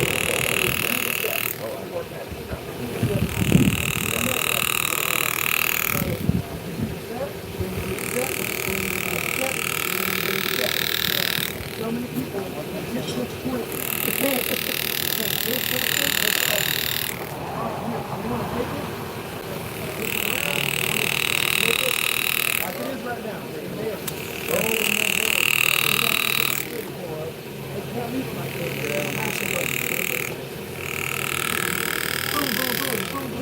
Then they have to straighten it out because these bottles are so much that you can feel often in the wallow land. Bottles are so much that you have to get it back. What is the inlay metal? That? Yeah. That's silver. And like it's two pieces, I got a flower soldered on top of it. And like copper is pretty soft.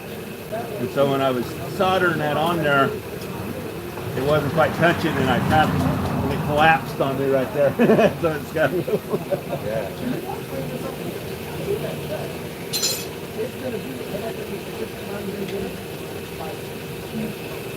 Get that break, do some lining.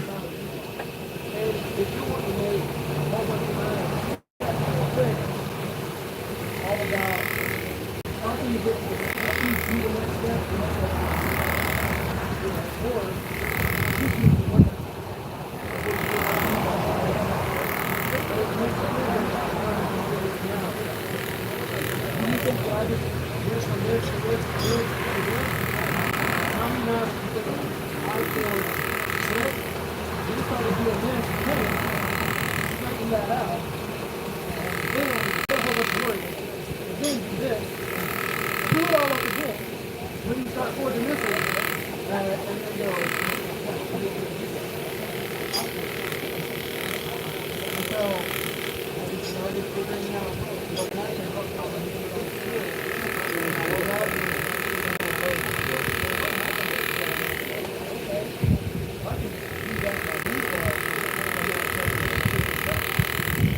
really like the way copper looks in the end product, but I don't like working on it. You know, I do a different medium. I make brass knuckles and things like that. And it likes to smear. Man, it looks nice when it's patinas and ages. Like texture-wise, copper is probably as close to silver as anything else out there. Yeah. So we practice on copper a lot.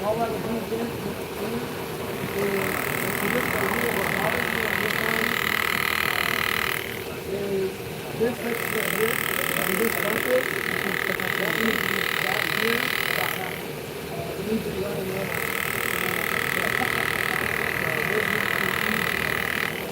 I would forward this section back. Slightly massage, this paper, back to here, and good. And then everything up, bring the profile up.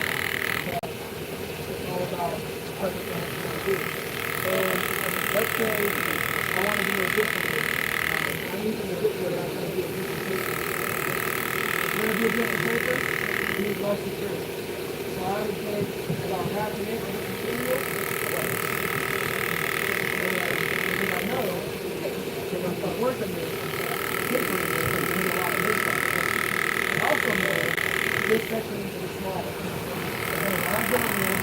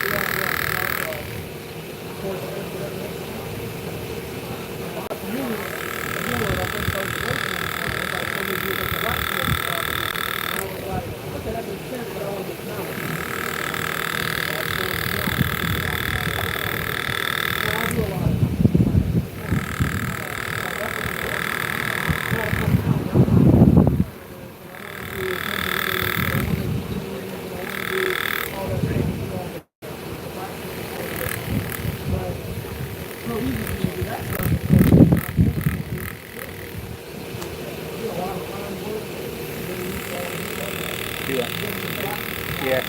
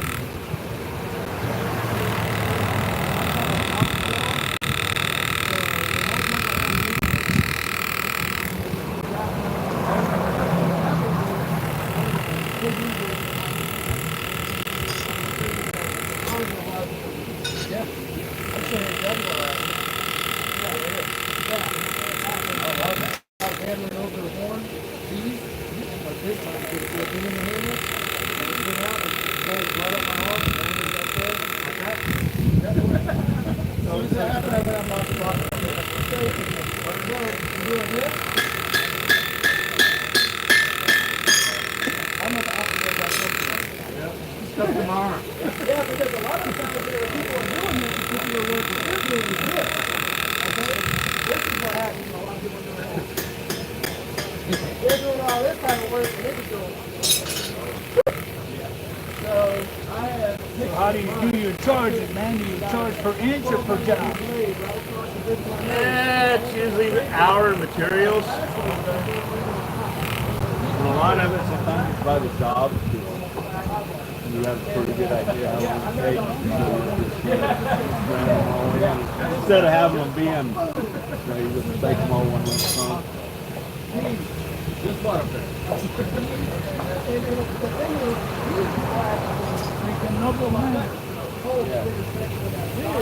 What happens is a lot of people have their wolf dogs. They have a set, so they have a set, you can hold bar stop with it from the side. So when they touch it, it's all a lot of money. I don't know. He blocked me on all platforms. Yeah. Yeah. I mean, we used to hang out at the same tattoo shop before he was very strange.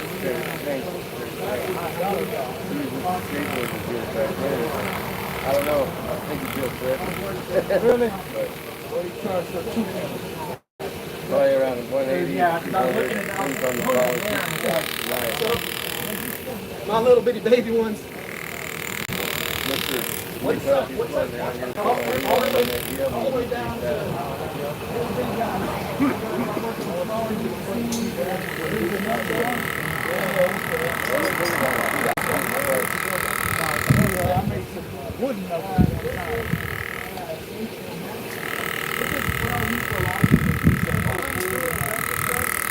Drill 4 holes and just take them out of the hand Dremel too.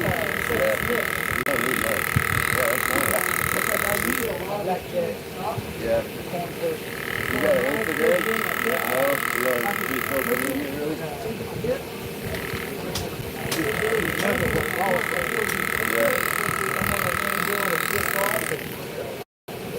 I get these and I'm going to run in on it. I push it in my hip, I can forward. Put it back over there. And it works out real well.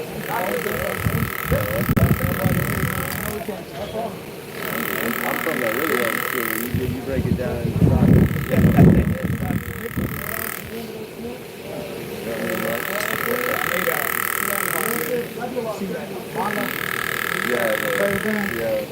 All right, everybody, we got lunch ready right now. Lunch is ready. I want to remind everybody we got 10% off all of Dawson USA Winery. Mirror Break Demo Grinders. Free motor and grinder for Raffle. We got 5% off over there. Hot Shot, we're doing 10% off. 15% off the white ovens. If you already bought a Rhino Wet ticket, make sure You got your 10% off.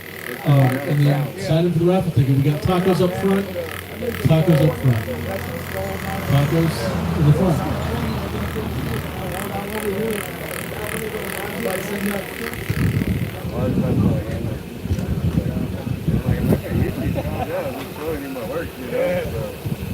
I'd like to learn to do this on mine. That was good. I'm like, That's what happens. So let's see what we got here. So this right here is probably one of the most interesting things to do. Can y'all see that real well? Yeah, I'm gonna adjust y'all just a little bit. There you go. Isn't that something else? How long have you been doing this? Oh, about 40 years. Was that a 4 and a 0? Yeah. It's Long time. That's a long time. God, that is just so beautiful. I wear that around my neck, but it's a river rock.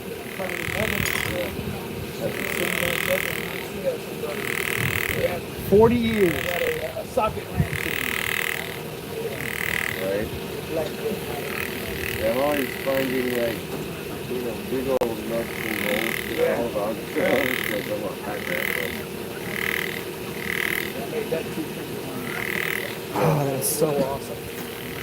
Something to do, huh? Yeah, that's pretty nice.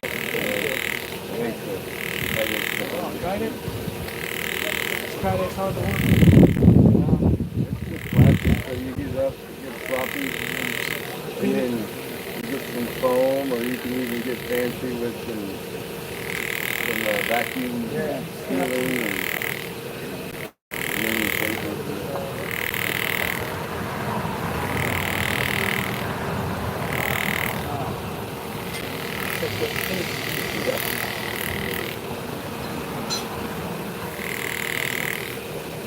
Buddy, there you are. Never recognized you, Yeah. I recognize you, so I'm sorry. Okay. Okay, so what's your name? Joe Curtis. Joe Curtis? So if y'all want to look him up, Joe Curtis is the guy engraving right now. Still ain't got no hair. I'm hanging on to a little bit. Yeah. You got yourself an Instagram and all that stuff, or you're not fancy enough for that? I got a Facebook. Got a Facebook?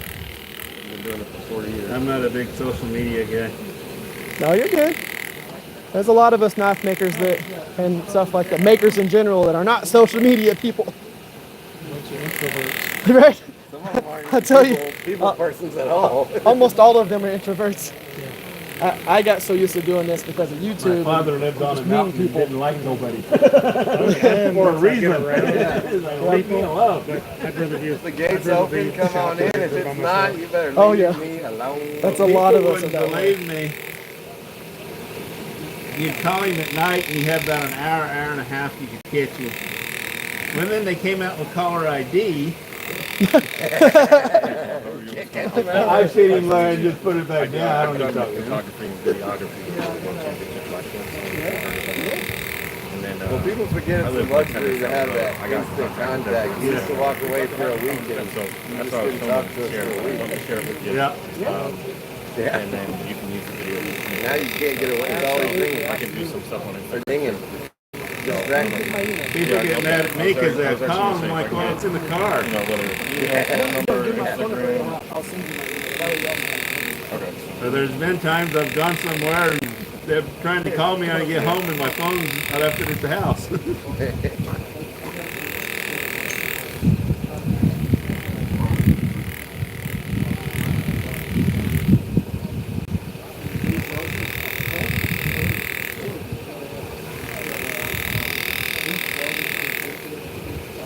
We need more of them days.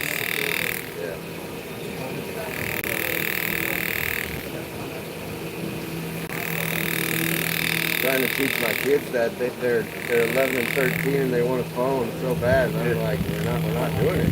Yeah. I already raised one without a phone, and that's really the only thing he's ever thanked me for is I've thank you for had not giving people me a phone. that were helping, like, because I do bits and spurs and the metal work.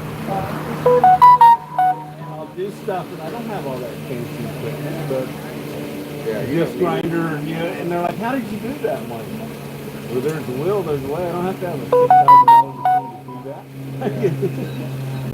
I got into that, young maker, like, well, better equipment's gonna make me a better maker, right? No, them grinds still cooking. Yeah. It don't matter what grinder I do it on, they're still a little bit cooking.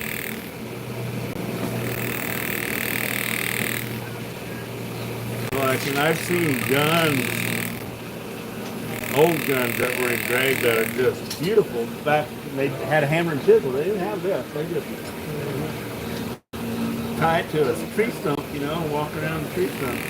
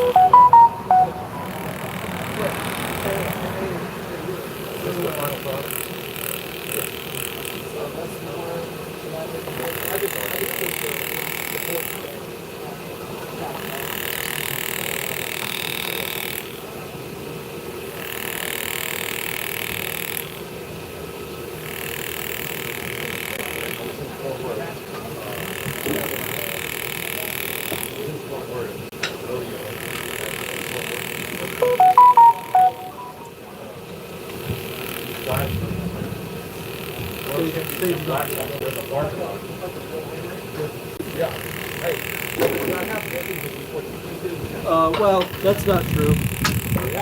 Don't you feel my like that? You don't have to get it. Just get it out.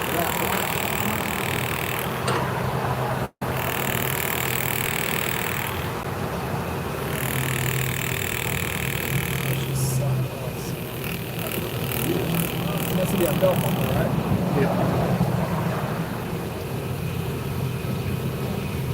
Now what's so cool like these 3-iron lamps with iron. Yeah. Huh? Thank you. That's, I like that. That responsibility. I mean, you know, most people like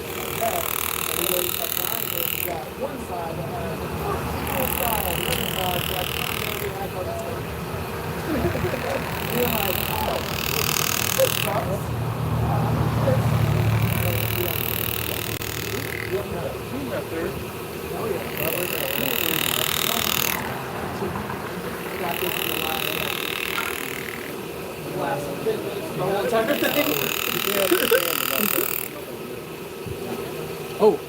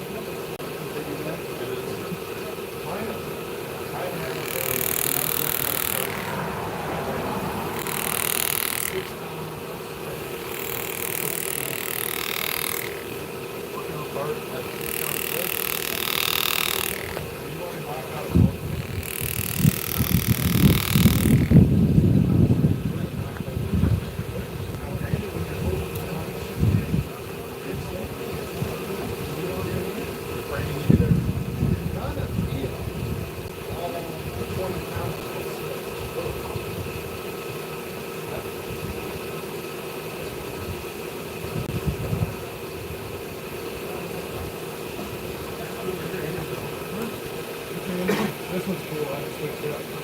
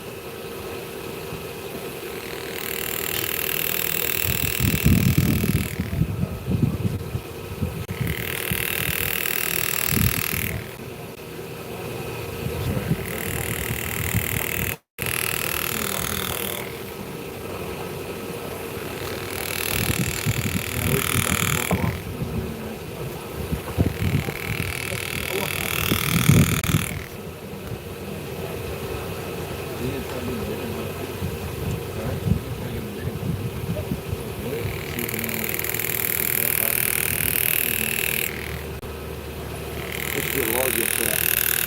It makes it look too damn easy.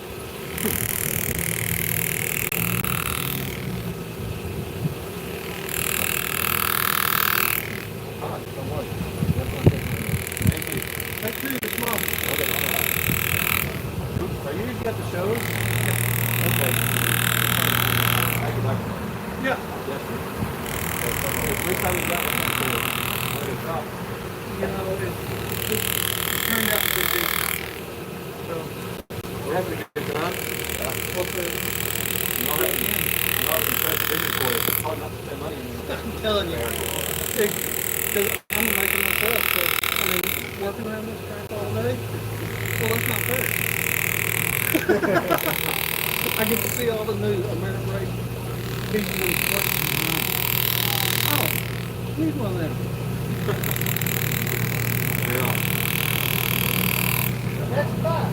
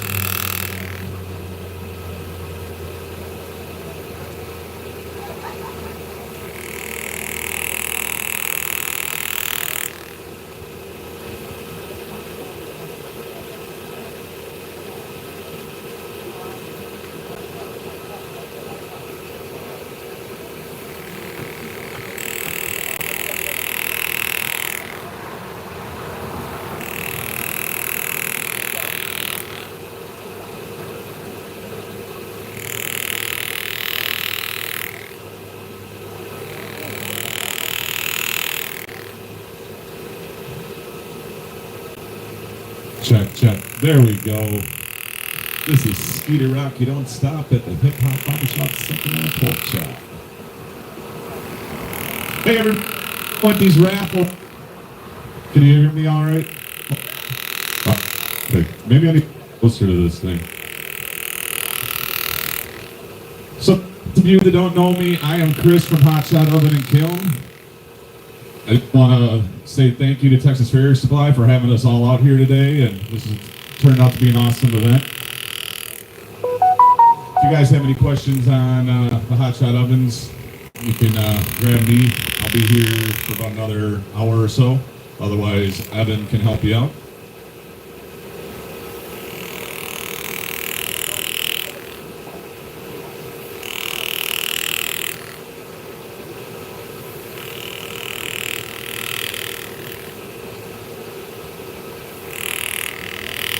We got some last minute tickets to throw in here, so just 1 second. You guys all having a good time? Come on, you can do better than that. Y'all having a good time? All right, that's better.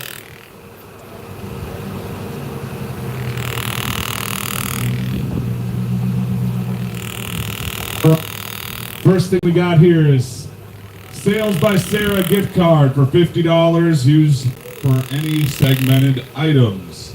And the winner is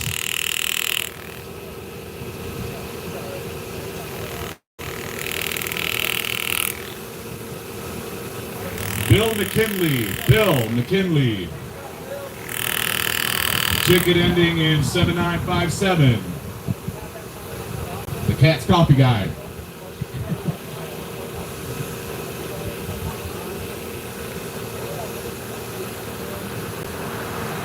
All right, next up we got TNT Enterprises wood stabilizing, dyeing, and casting gift card for $30.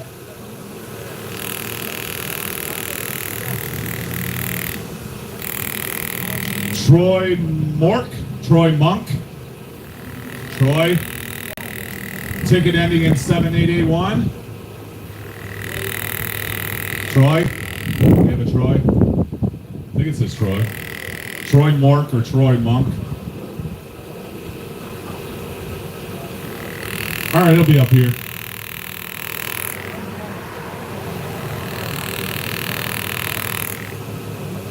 Next up, we got a knife wrap from Hot Shot Ovens. Boone. You remember to put your name on this one. Boone.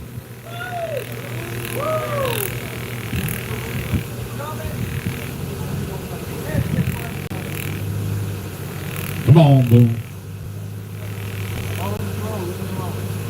You can take your time.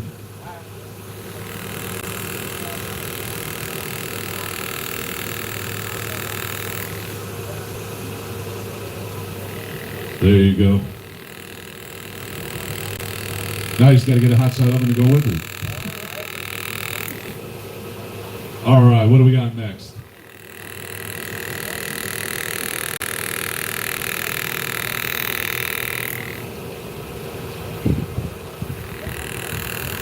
All right, we got a gift bag from Norton.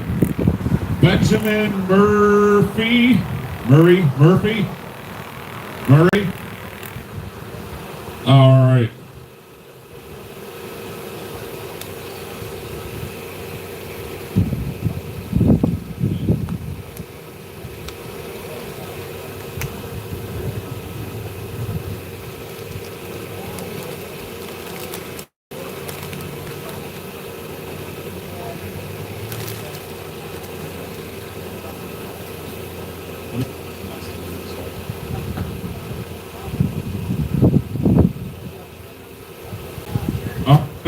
One more time, and then we're going to move on to the next person, Troy Mork. Is Troy here? Going once? Going twice? All right, going to the next person.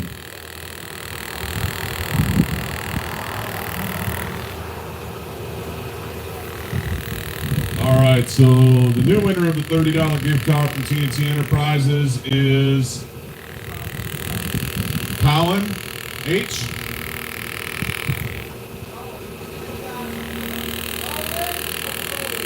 All right.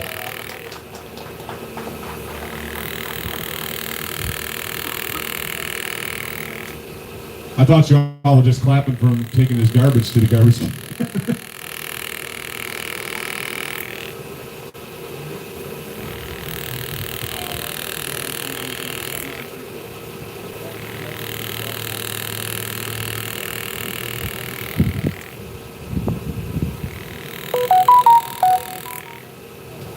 All right, one more from Mr. Wally. Go.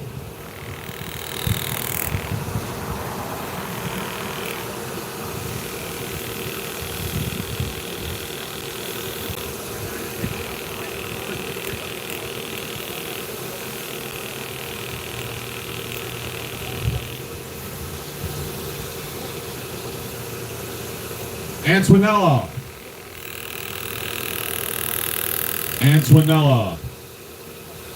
We have an Antoinella.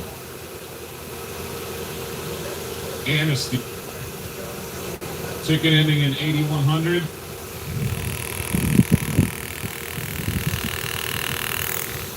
Antoinella, ticket ending in 8100. Going once. Going twice. Going on. She did not want Willis Pickle. Jeremy Bell, you here? You got Jeremy Bell?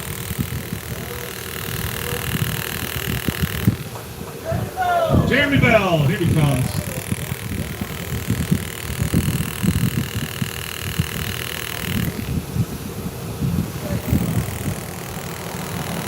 You get Wally's pickles.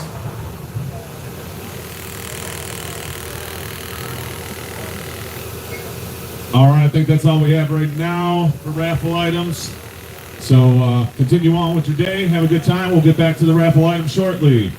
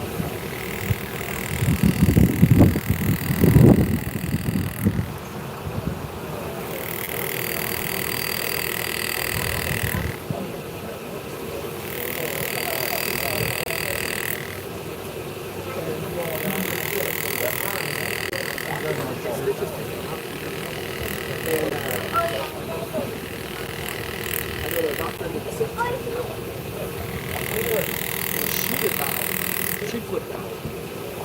They should have told me don't go into the car. You're supposed to like 2 days sit and they don't. She's like, you're lucky you didn't die. You're lucky. So you're straight up to You didn't see a t-shirt that was in here, did you? You didn't see a t-shirt that was in here, did Yeah, I you? laid it down over here. Tan one? Yes, sir. Let me find it where I did it. That I one? appreciate that. There you go. Thank you, sir. So let's see how many people are watching you now. You've got 212 people actually watching you right now. Oh, wow. So Now keep going. yeah, don't think you're over here by yourself, because you haven't been this whole entire time. You've got a whole crowd here watching everything that you're doing. Pretty cool. So it's starting to get a little tougher because of the light. Yeah. Now I'm having to fight the shine. The sun got to the other side. Oh yeah.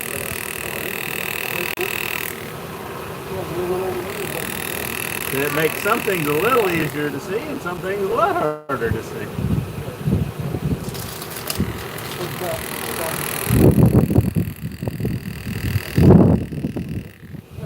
Yeah, what's up?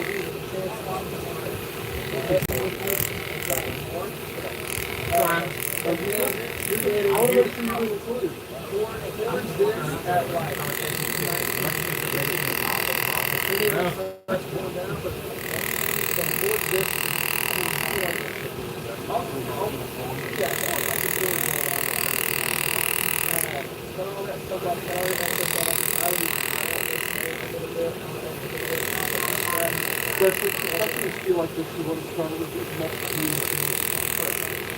And then get it super hot. Work it slow.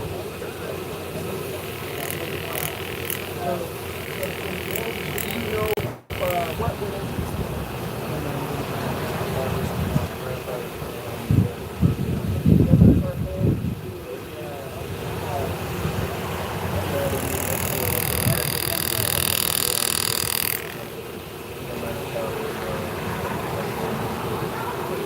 So I would say, yeah, get it up about 19 minutes of that, look at that. As soon as you start losing any of that, put that in forward.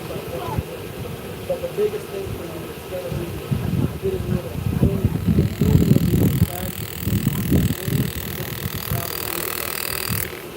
You want all of it. And then I would possibly you want to get it done, you want to do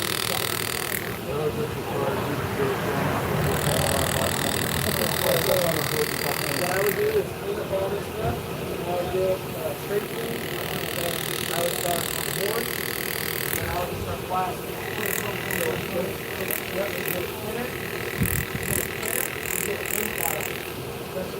Force this a little bit.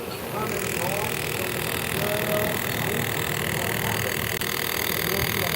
Stress here and here. But the goal is to get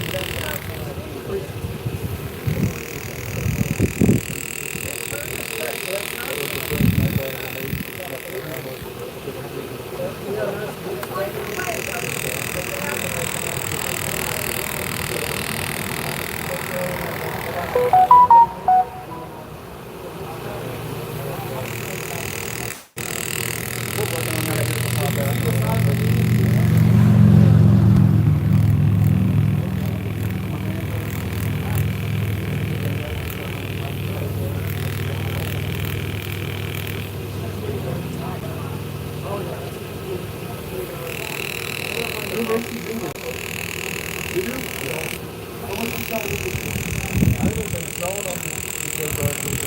down the rabbit hole, I cut them off, I sent the air maybe because that's not really fire, and then I got I love to fuck around with one. Yeah, like this on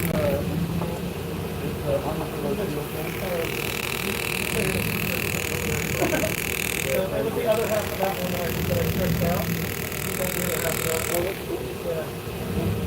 Oh yeah, I love to fuck around with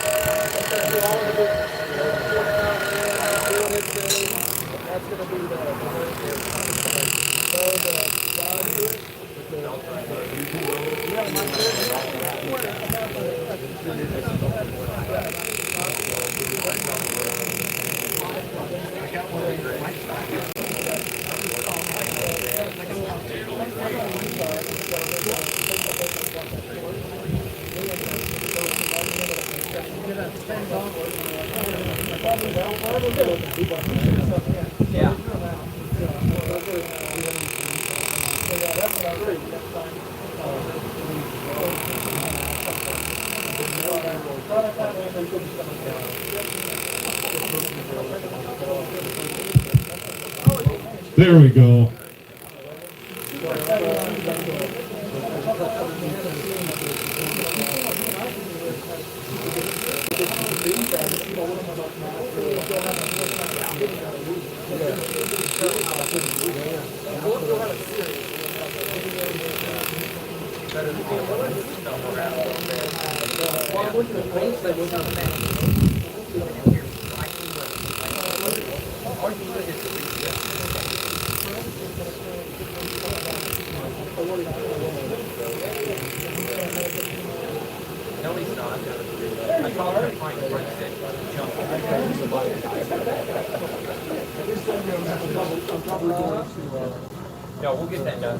All right. First thing we're going to start off with here on the raffle, this segment of the raffle, we've got a $250 gift card for Shot Up and Kiln. So you like the dog head? Does that come? $250 gift certificate for Hot Shot Oven and Kiln. I don't like it. And I like this. And that can be used directly with Texas Farrier Supply. It has to be used directly with Texas Farrier Supply. That is Trevor Holton.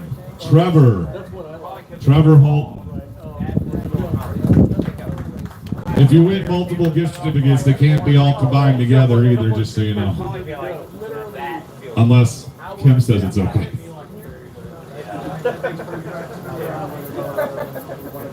And you?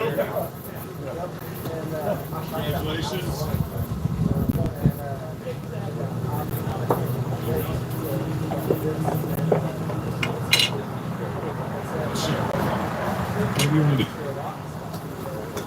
All right, nuclear.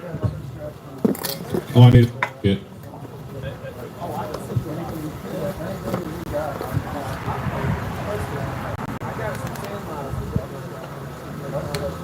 Smiththorn.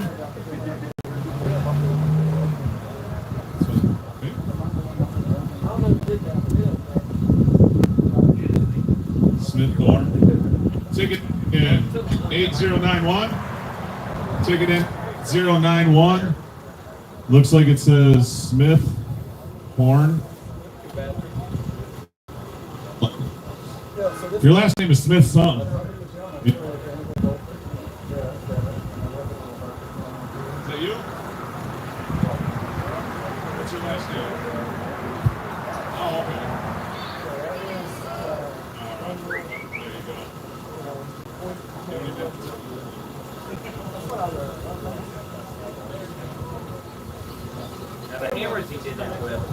All right, we've got a water bottle from Texas Farrier Supply with a $20 gift card and some cool stickers.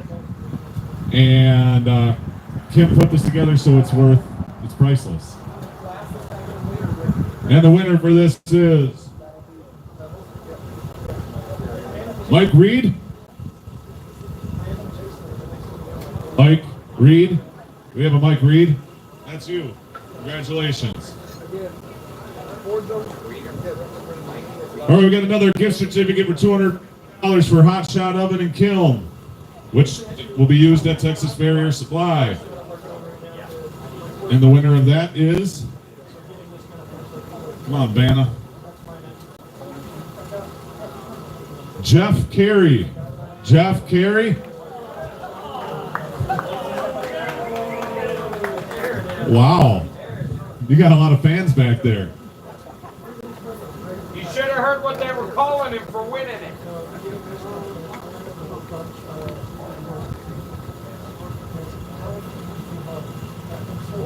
Congratulations, Jeff.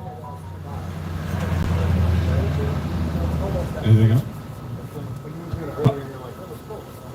One more.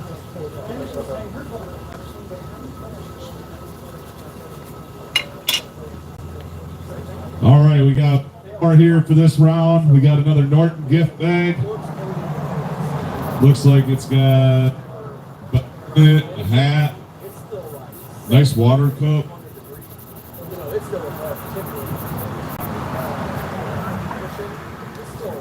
Bill McKinley.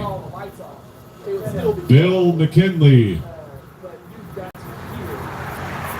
Are you back there, Bill McKinley? Cat's coffee guy again. How many tickets did you put in here?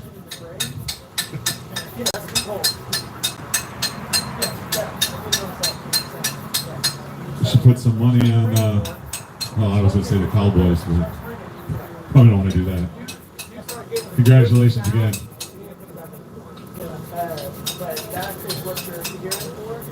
All right, so we got a grinding demo over here at the Maribray tent. That's going to be starting up here in a second. So if you guys want to make your way over here for the grinding demo, come on over. That wasn't a request. Get your boats over here.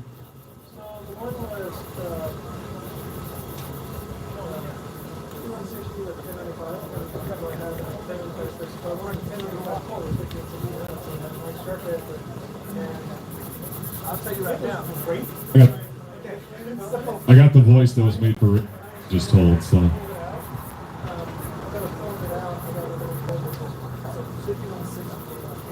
All right, there's a 100-pound hay button anvil over Peter Wright over at the Two Bastards booth that they're trying to sell. The Aggie Blacksmith team is trying to sell to raise money. Do we have an opening bid on it, or?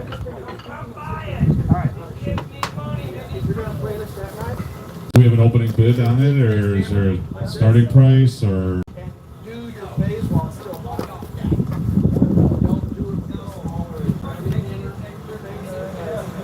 So we're gonna start it at 500.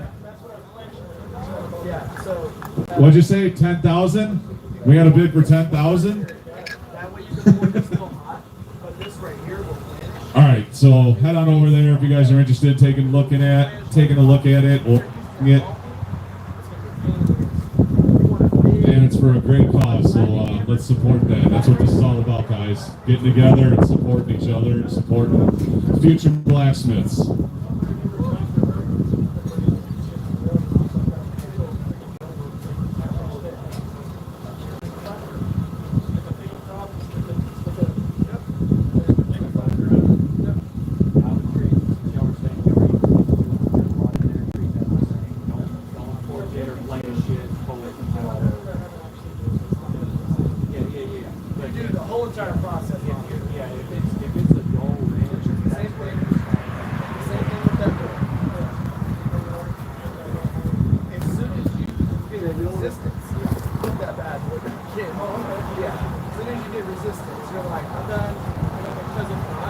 And hey, you guys, if you aren't interested in buying that Anvil, at least stop over there, throw some support to these kids. They need it. This is the Aggie Blacksmithing team. They really have no supplies. They were given permission to start this organization, but we're given no financial support, no materials, no nothing. So they're kind of building this from the ground up. So let's see what we can do to support them, all right? So if you want to throw a few bucks that way and you just don't want to buy anything, see what you guys can do. You guys reach deep in those pockets, pull out your spare change. You know, it'd be much appreciated.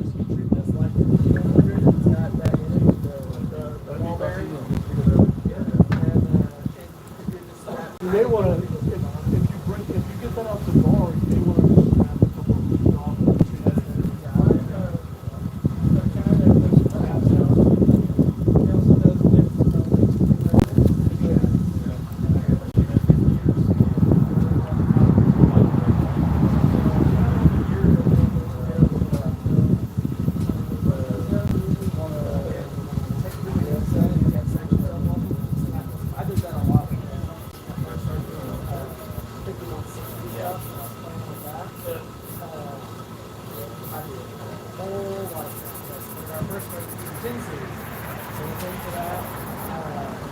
I am not the hugest fan of 395. Because in a more exists on the road, in a 5 exists. Yeah. There's a whole bunch of other skills that aren't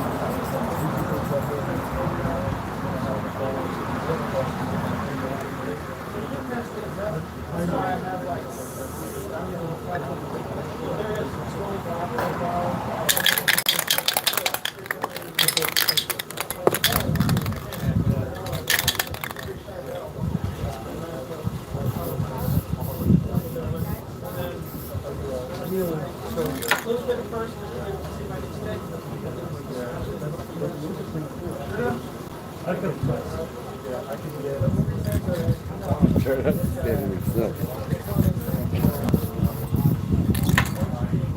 wow. That's amazing. Yeehaw.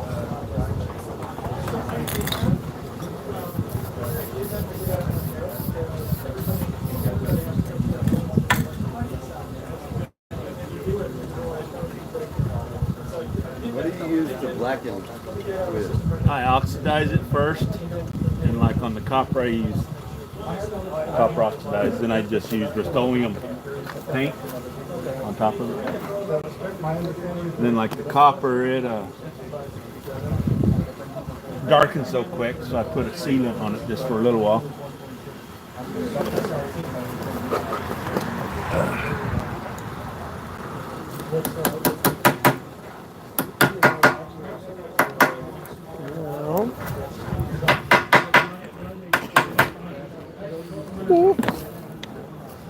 Thank you for showing all that. I'll zoom out so y'all aren't just staring at my forehead there. So where can they, what's your Facebook on there? It's Joe Curtis. Joe Curtis on Facebook. Curtiss. And of course, this is the man. Thank you for showing them all of that.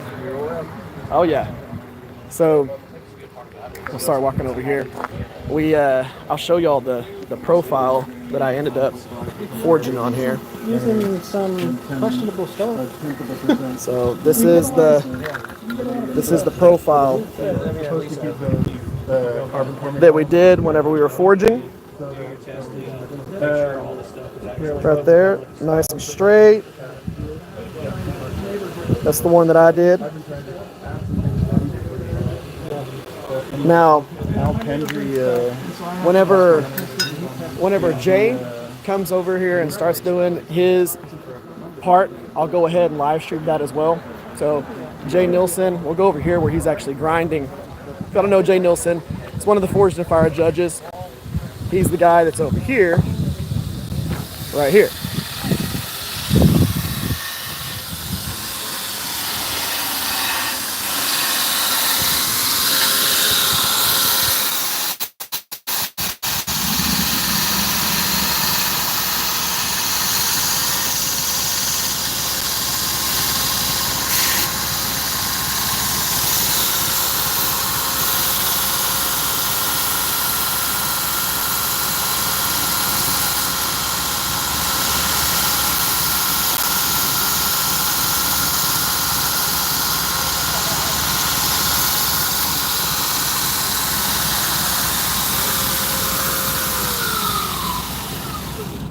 just rough, basic drop point blade shape.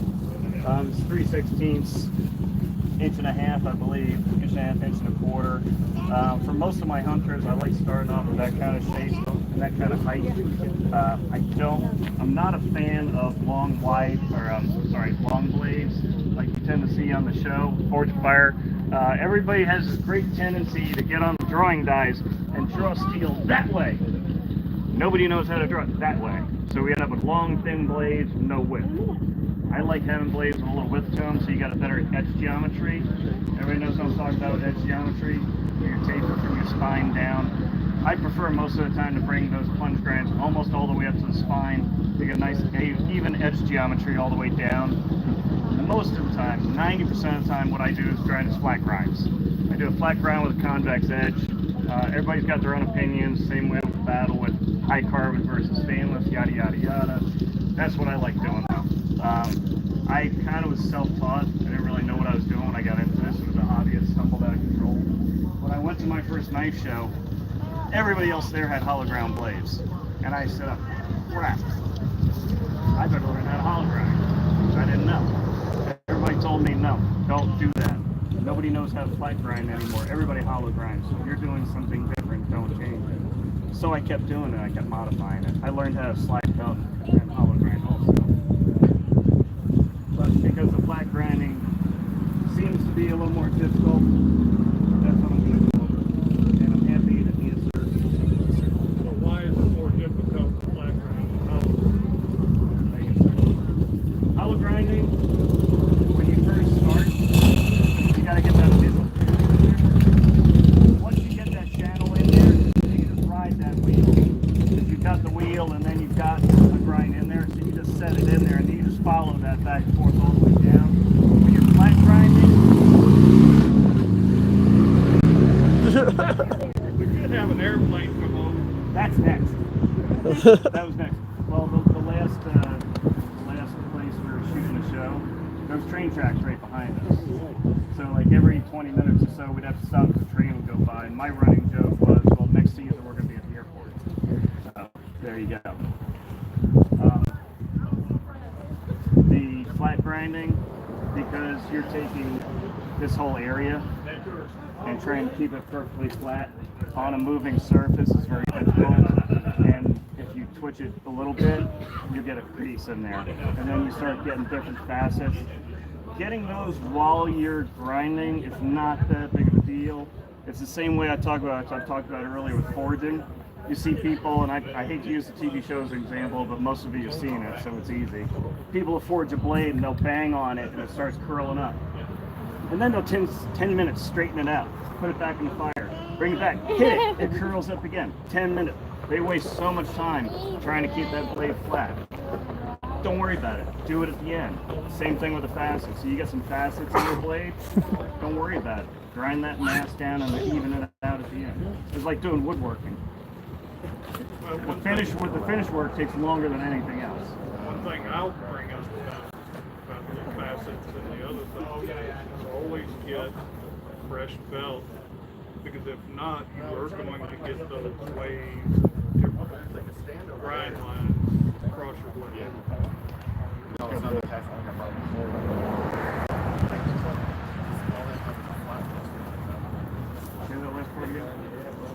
No, we'll just set it on something. If you don't have a fresh belt, part of it will be worn, and then you drag your knife across it, you're going to get different grinds because there's a different grit on the belt if it's used.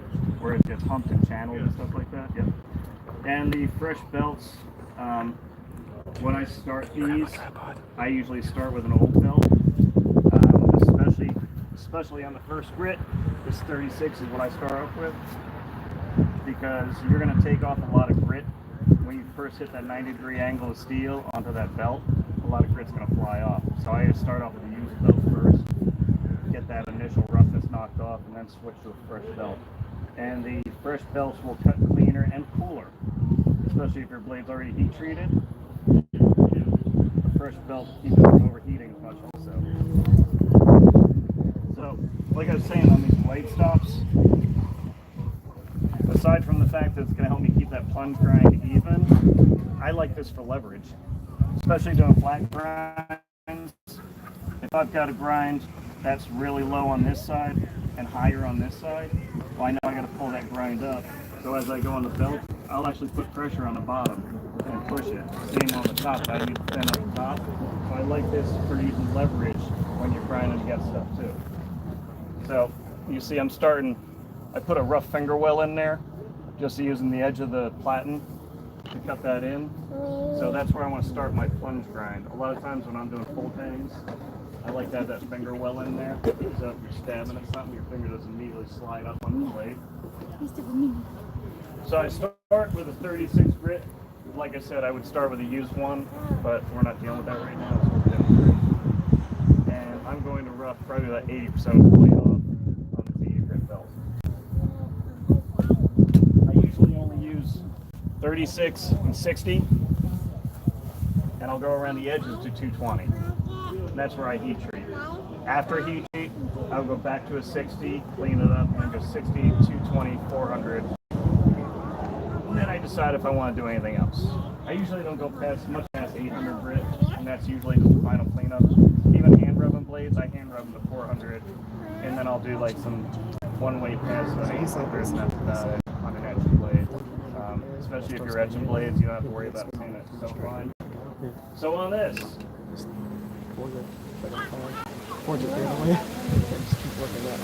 Don't try to fix it.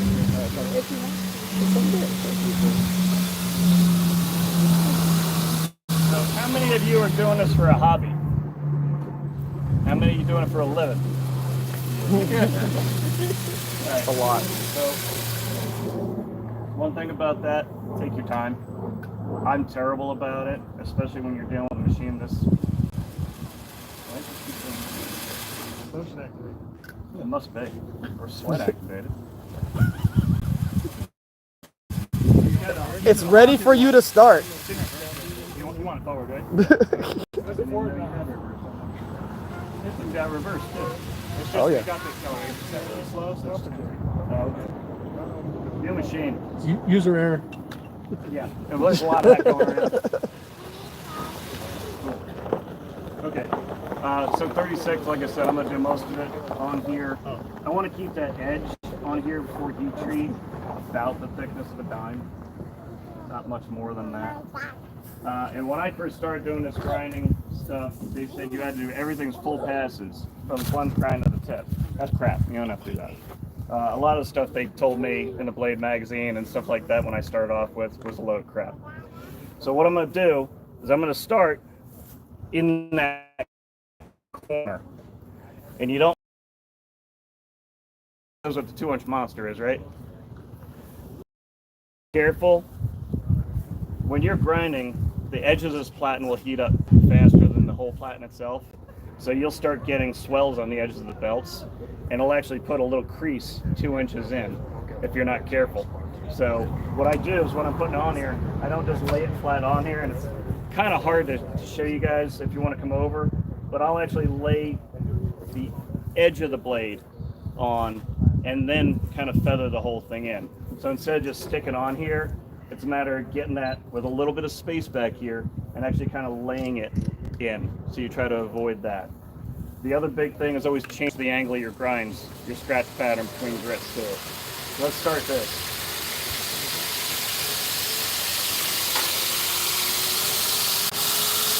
So you want to run your belt. I run mine just a hair over the platen because you want to get into that corner where the blade stop is. Wrong one.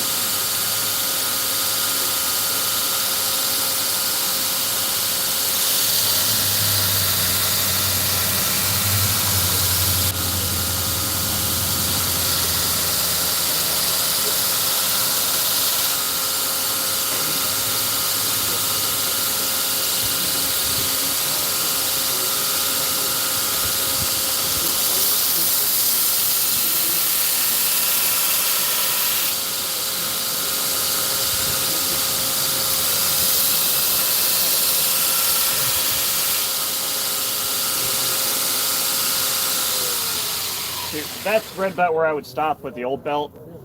Like I said, just get a bunch of that grit to blow off. The biggest reason of doing that, aside from getting a face full of this stuff, is these belts aren't cheap, and you want to make them last as long as possible. So that's why I'll use the old belt first, and then switch to the new belt. The other thing too, which I don't know, I had to find out from a belt supply company years after I started. The arrows that are on these belts, ignore them. They mean nothing. They are for the belt companies to make more money, because it doesn't matter which direction you run them. They put arrows on them, so you run them one way. When they get dull, they only live half their life. They throw them away so you buy more belts. So ignore those arrows. So at this point, I'm just getting the corners knocked out of it. So now I'm going to proceed pulling this up, and this would be when I put the new dent on.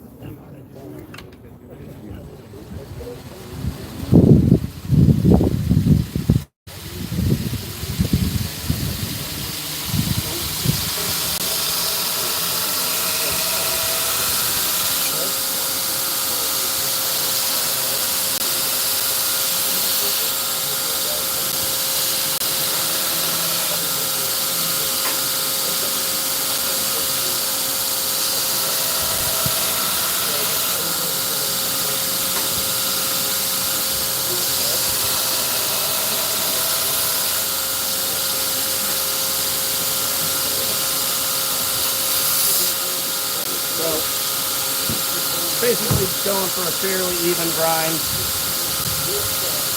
I'm not worried about thinning this out too much. I'm just trying to get this in place. And then I'm going to botch up the other side.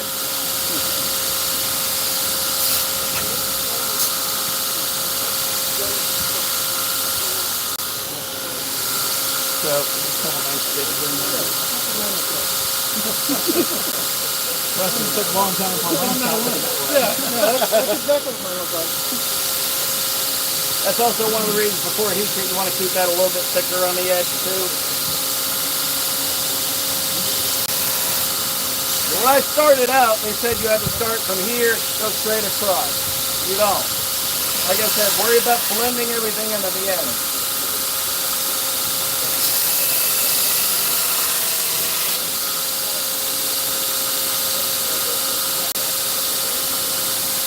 Now I'm really high here, low here, because I was taking that bite out. So what I'm going to do is go back here and put a little pressure this way to bring that up.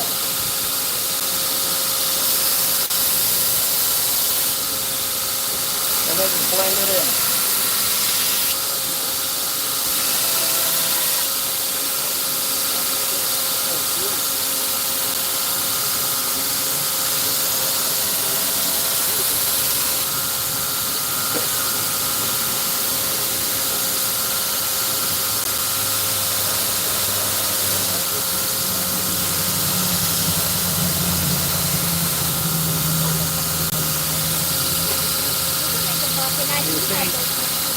I've got grinds going up and down.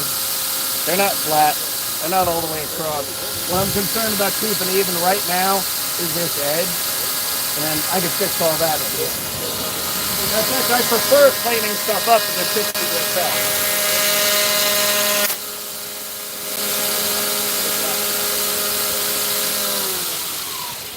Did something come loose? Yeah, something shut off. Yeah, I think it's gone now. Well, something shut off. I mean, it hit me. Don't run it yet. It's fine. Something happened. Sounded Oh, like it's the inside of that bottom. we'll swap platens on before you. I don't know what Yeah. that tapes the joint. Yeah, Hey, it should be- Jay. it's the- You might want to. So, one thing that I do, and I notice that you don't, is when you get to the end, I notice that you're not pulling as much as I pull. Now, a lot of times, by pulling, you'll get this more of a hook here.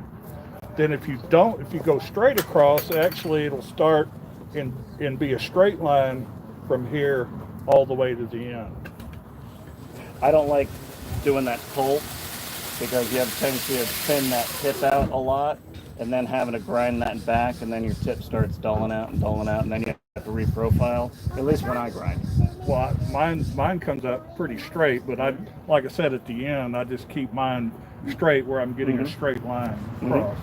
And mine actually tapers. I like to taper it where it goes from here more. Oh down yeah, here. mine will get up there too. Absolutely. And that's a good point too, because everybody grinds different ways. I know guys that will grind both plunges on the same side. I know guys that will grind edge down. That's the way they learn. Other people will grind bevels like this on a wheel this way. So it's all a matter of how you want to do it. It's like knife making in general, and I say this all the time. We're all getting in the same direction. We all just take different ways of getting there. So whatever works for you in this demo, any of the demos, what I always did is I listened to everything I could, got all the info I could, and picked out what I wanted, and then tossed the rest, and then developed my own way of doing it. So keep that in mind. If I do something that you don't, you like your way better, keep doing it, because it's probably right for you.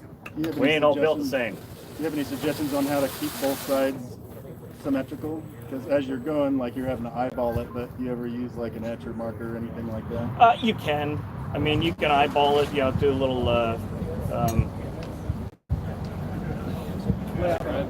you know what pen I'm talking. I can't even think of my brain. Yeah, Sharpie, thank you. You could do a little Sharpie thing on it if you want to too, but after a while it just becomes habit. I was thinking like you've done this for so long, it may not occur to you to do It's that. like, and that's one thing Shelly says all the time too, because I'll be in the shop teaching her something, and she's like, I don't know how to do this. And I think everybody knows how to do it just because I've been doing it all this time. Yeah. But that's a good point too. So let me finish this up. Hopefully I don't break the machine. Hopefully the machine doesn't break you. It's very sturdy. Pretty nice setup.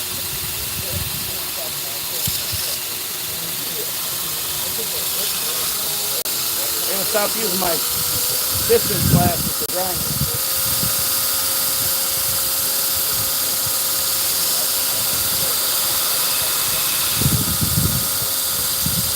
So the little hump back there, that's nice and even. I'm gonna start here and back into it.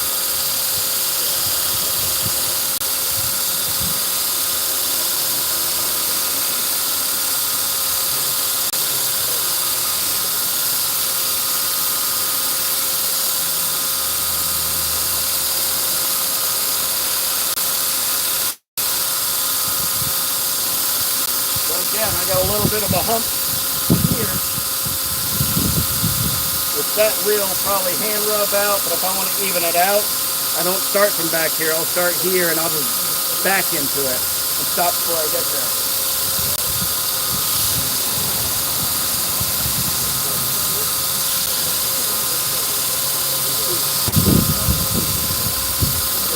Well, and as far as keeping it even, on both sides, the best thing I can suggest is don't do any more than 3 passes on each side. Just keep turning it back and forth to make it a lot easier to keep it simple. And you can set yourself, even if you don't do a line, you can do a stop and start mark. I'll show you in a second.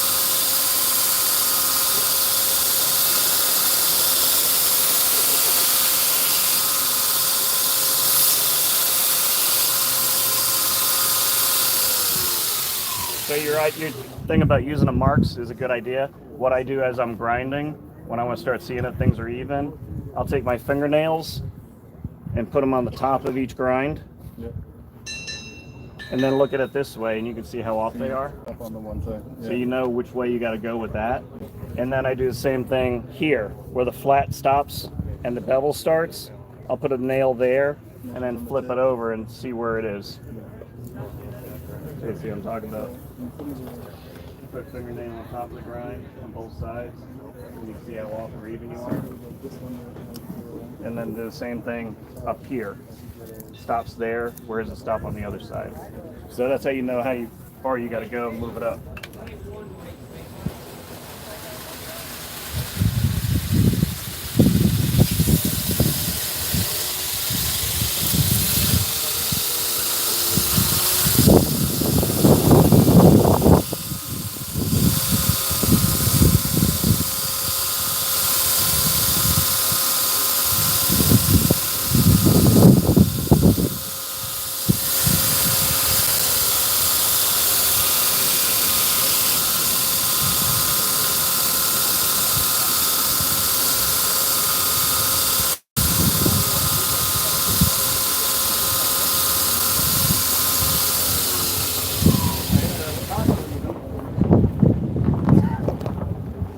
Now it's just a matter of making that tip where that stops even as well. At this point, so all I'm going to do is I'm going to bring a little more pressure, put the thumb up and a little more pressure. As I get to the end, I won't do anything until I get to here and give it a tweak. These blade grinds are great for that, just that little bit of pressure, and it takes very little. Sometimes it's just a matter of just moving your thumb, not even actually pushing on it. Can you say something? yeah, like at this point, how much are you thinking about that gouge on the other side as you're trying to work it out? Oh, this? Yeah. Well, I put that in accidentally, but that'll come out before I'm done. That won't So take you're much. not even thinking about it at all? No, because I can't even barely see it distorting that corner. I know it's not close to it. And this is going to come up. Usually the way I grind something like this, it'll taper up to right about there anyway. And then even if I do have an issue, I got to fix for that too. DJ, when you're adjusting the belt, is that overhang? Yeah. To get that sort of transition from... Yeah, when I'm using the blade stops, especially, I'll run it over just a little bit, just so it gets in that corner and doesn't just blur around it. So I've got a little bit of belt sticking out. After I take the blade stop, I don't have to do it as much. It's just to get into that little corner that's in there. And feel free with any of the questions, because I'm sure I'll forget half the shit I should be saying to you guys.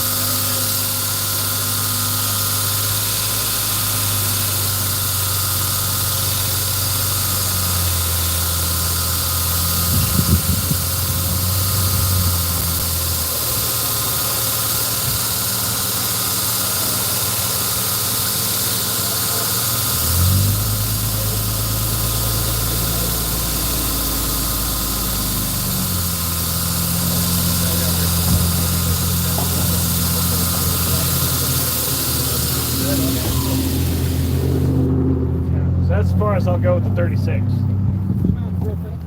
Oh, absolutely. How far you have that on? Yeah, just barely hanging over the edge. Yep. If any of you guys want to come up and take a look at this stuff while I'm doing it, it's fine. Just make sure you got safety glasses and don't startle me. That's all I ask. I still got both eyes and all 10 fingers. I want to keep it that way.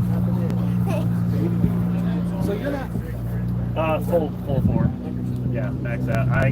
I usually don't slow it down until I'm doing some like fine stuff that I have to fix or something like that. I didn't even start using a variable machine until about 10 years ago, and it's nice. It's one of those things I don't use it all the time, but when I need it, it's really nice to have. But doing this rough blade grinding, I just hog it out. And like I said, the next grit, we're going to change the angle of the grind and start cleaning it up. At this point, I don't care if those grinds aren't straight or flat or even, because we're going to clean it all up as we go. Hey Jay, Yo. when you say you hang the belt over the platen, is there a specific like mark you're looking for, like the thickness of the steel? I've been told sometimes. 1/8 of an inch. 1/8 of an inch. A lot of it will depend on the plunge grind to even that out. But at this point, it's just hanging it over a hair. That's like I to said, get, you're like, just a trying to tang. get into that corner of the blade stop. Okay. So just a little bit. Once we get to like a 400 grit, I'll start talking about distances a little more, because we'll start working on those radius. I know this stuff isn't nearly as much fun as watching as forging, but I've had a lot of people ask me about grinding lately, so I figured I'd better do something. You have a tendency to use a higher speed. Oh, okay. You have a tendency to use a higher speed at one task and a lower speed at another task. And kind of touch on that a little bit.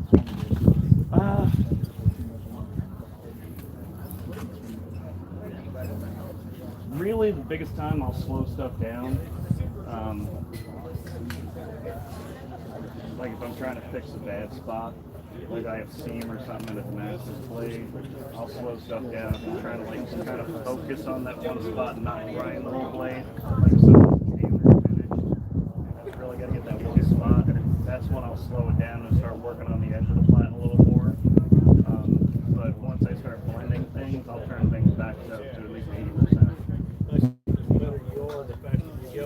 Basically, yeah. Like I said, at this point, I remember when I started out, I'd grind a blade. The edge would still be an 1/8 inch thick, but one side would be clean, beautiful grind. Like I'm done, stopping, and then you spend the next 3 days grinding the other side, fairly even, and you still end up with a quarter thickness, and you don't care. But at this point, I don't pay attention when I'm grinding most of the time. So yeah, it's just a matter of getting used to it. It's a good idea if you can afford it to start off with the speed reduction on there. Just as you get more comfortable grinding, picking up the speed bit by bit. That's what we did with Shelly in the shop. I told her that you're not in a hurry. It's a hobby. Slow it down. Take your time. It's not rushed. Yeah, you don't have to test it. So having the speed control on there is not necessary, but it's definitely handy. Definitely should have been very handy. Because I was kind of like, I used to talk crap about it. And I started using it more, and I was like, okay, maybe I'll. Yeah, it's pretty cool. But yeah, it's a matter of preference. Some people don't want to grind it. Some people just have I'm impatient, so I got used to it. And I spent so much time without a grinder that had a control to it. So. At what point do you treat it? After the next grit. Yeah, I do 36 and 60, and then I'll knock down the corners, which I'll talk about shortly. And then you might have answered this, but you can ask. On the tip, you said you really don't like to lift too much because your tip will end up getting too thin. And then well, I mean, a lot of times, especially when folks are starting out, and I'll see them grind and they'll pull out like this. Yeah. Which a lot of times you do that when you're hollow grinding. A lot of hollow grinders do that. You don't really do it that much on flat grinding, at least I don't, because I've seen a lot of times people do that and they pull it, and that tip, the very tip starts getting thinner and thinner and thinner to the point where it's useless. It starts turning blue, and you have to grind it back anyway. So I always try to keep. When I start grinding, I try to keep the heel and the tip thick, or a general thickness, and kind of leave it there, because those are the hardest ones to over thin and overheat. When you get near the tip, you pull it a little bit, or not? A little bit. I pull a little bit, but not much. Not much. Okay. Not too much. If you want to, like, if you grab some safety glasses and come over, you can watch while I'm doing it too. Just make sure you got some eye protection. Anybody else can do that too. Yeah. As long as nobody's got an issue with it or anything like that. Now this is a big thing. Every grit. It doesn't matter whether you're using sandpaper, grinding belts, whatever. Whenever you change a grit, change the direction of your scratch pattern.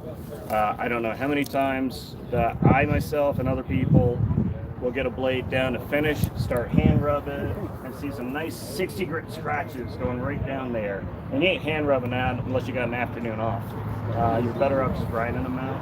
Changing the direction, you could see all the scratch pattern gone from the last grit, so you don't have to worry about it anymore. It's just as simple as changing your angle a little bit. I know what I was doing. My start button's normally on this side. That's what I'm doing wrong. And I'm not going to worry about having it overhang as much, because this is all going to be cleaned up in the next part. I'm going to slow it down a little bit so it's easier to see. So I'm going to start off the same way and then shift immediately. Here we go again. Trying to grind with the driving glasses. You good?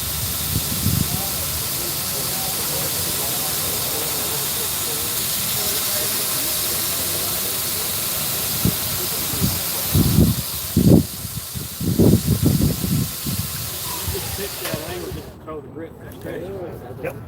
So when all the scratches that are going straight up and down are gone, I know there's nothing but 60 grit scratches there anymore. So I don't have to worry about those scratches coming back to bite me in the ass later. That was just one thing.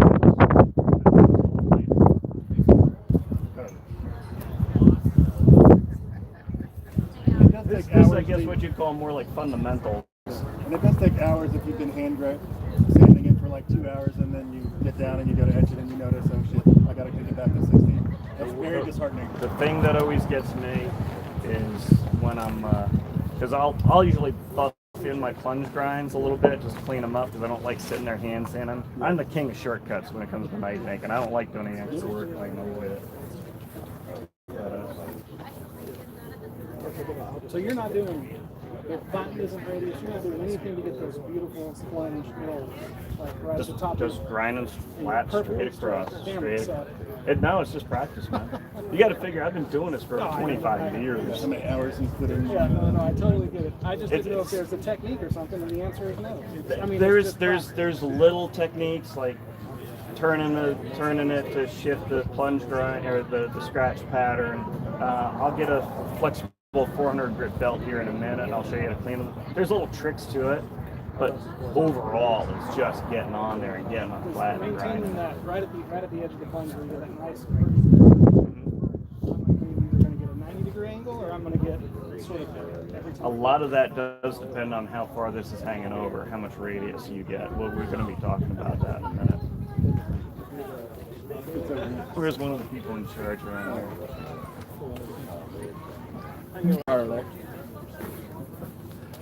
If you can tell them I need like a 400 grit flex belt. Thank you. Yo. Exactly.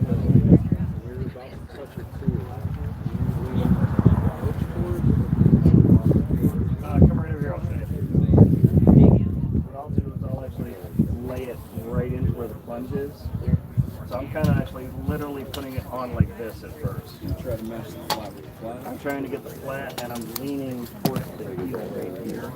I'm getting that on there, and you see the way this is proud of the belt a little bit? Yeah. So I'll get it on there, and then just as I pull it, I just flatten it out. If I exaggerate it, it's like this. Yep.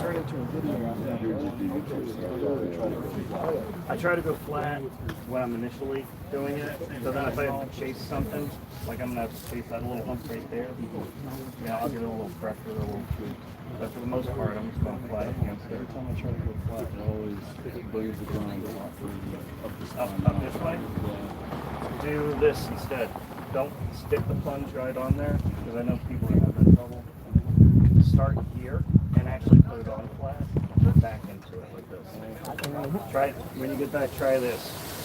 Start it in the middle of the blade and don't put a lot of pressure on it. Just kind of slide it in and then back it into that. And you can actually give a little pressure like that. And see how it just brings it up a little bit. And then do the same thing and don't go all the way back and just blend it together. That'll help to get rid of the chewing mark. Yep. And that evens that right out. And then that little big hump is just going to go away when you finish it up. Okay. And that'll just, if you hand rub this or scotch plate it, it's going to vanish anyway. I probably do a little bit more than I really need to, but I want these things to be clean enough where somebody would actually want the blade off the grinder. Like, that's cool, I'll take that. I try not to swap it all up to the very end, but the end is where you're going to clean everything up anyway. It's just generally how it works. So again, just change the direction.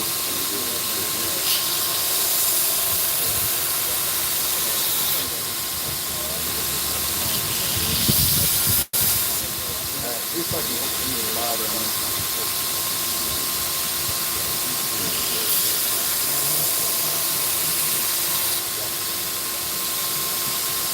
Let's start on this side. So you can see on this, change the angle. You see on the bottom, you still horizontal scratches. So you can tell that difference. If you change that angle, make sure all those horizontal scratches, you keep going until those horizontal scratches are gone, then you're good to go. So you're barely changing the angle to just eliminate that previous. Just so you can see the difference between the two. It doesn't do anything for you structurally or speed-wise or anything. Well, it does speed-wise. If you don't screw it up, you don't have to go back. Basically, all I'm trying to do is make sure we don't have to go back and fix something. You know? That's the whole idea. So I'll finish up the blade bevels on a 60. And that's as far as I go for a heat treat. The other thing I do is I will go around the profile of the blade to 220 in the direction of the blade. I don't want to put it on tool rest and grind it and then throw it in the oven from there, because any scratches going across a corner can provide stress fractures. I don't like stress fractures. I don't like anything breaking. Basically, not my name's on it. I don't want it to break. Perpendicular? Sure. Try not. I grind along the blade. And then, yeah, I just go lengthwise all the way around, and then I'll take an old 220 400 grit and just knock the corners off. All the way around, I'll just knock those 45-degree corners off. Again, corners cause stress, stress causes fractures, fractures cause breaks. I don't like that shit. How are you getting the other angle in this? I can't really see. You really can't get in there. You can't twist it in there. You start from that point. You're going to start from that point and then turn it. So you're going to have some scratches in there. Just a little. But when I do the 400 grit, yeah, okay, you got it. Yeah.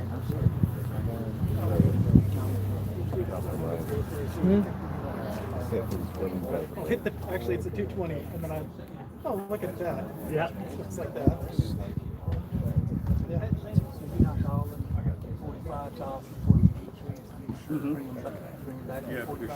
Well, all I'm gonna do is just take the very corners off. So when I go back to even shape the handle and stuff, it's gonna dock it right down. Because I'm only taking a hair off the edge, just taking that very corner off. So you do bring them back to your hand. And I was gonna ask, do you even do that on here? On the tip, yep. I do it all the way around. Yep. Okay.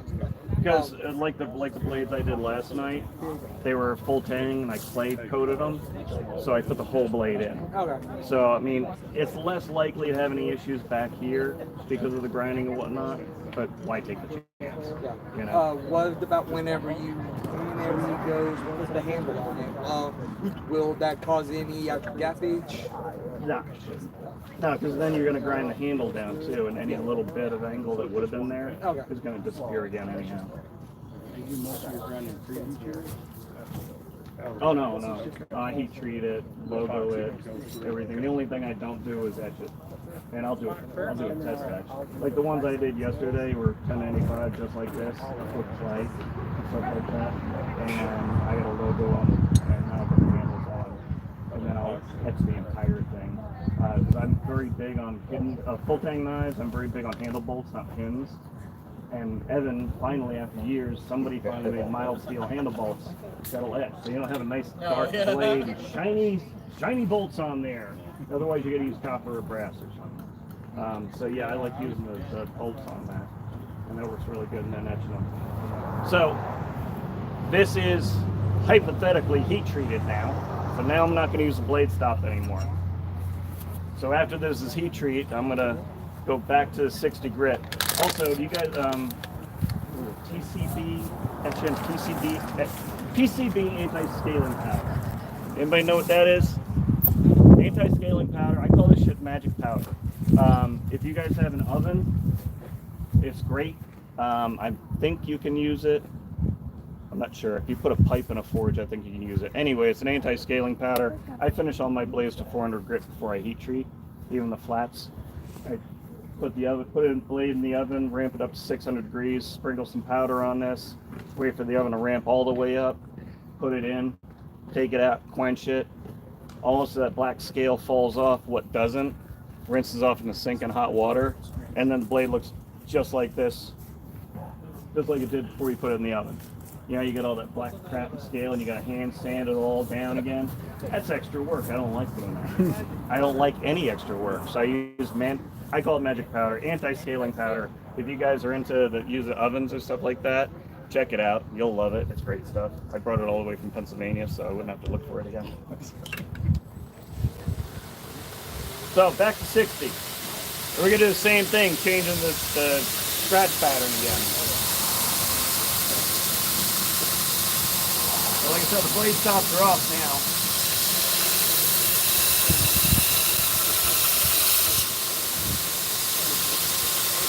So since I left a somewhat thick edge before heat treat, I'm obviously going to put some more pressure on the bottom. So you can see the bottom half of the blade, the scratch pattern's kicked off again.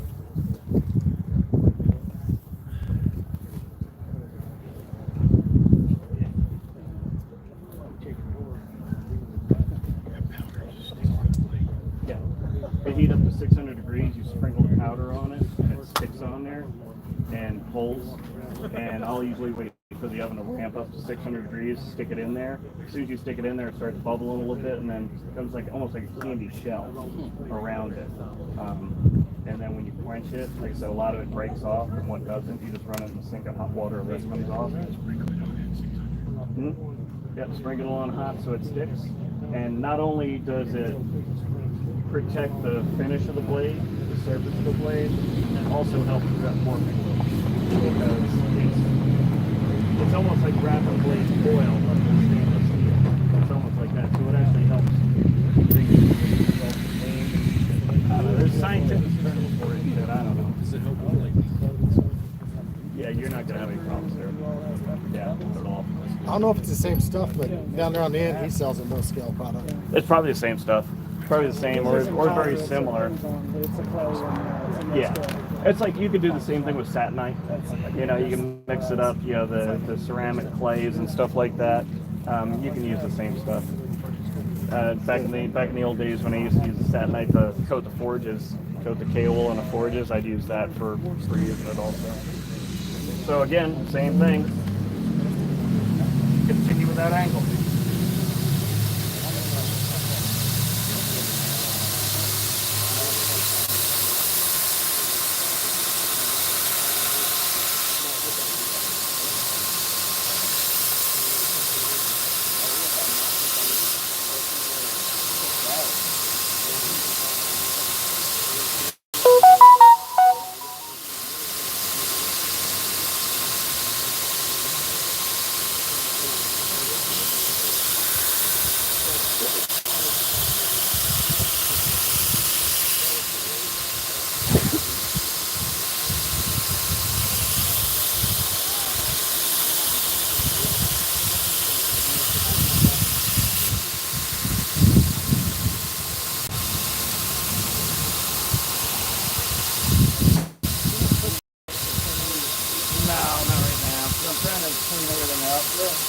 When I'm roughing stuff out and hogging it, putting it in there, but now I'm trying to actually start blending things together. And after he said something, I got to get rid of that damn gouge on the top too.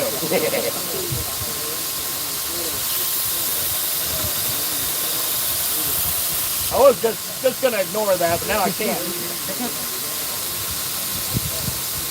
So if you were trying to keep the grind line a little bit more at base, would you work the flats at all?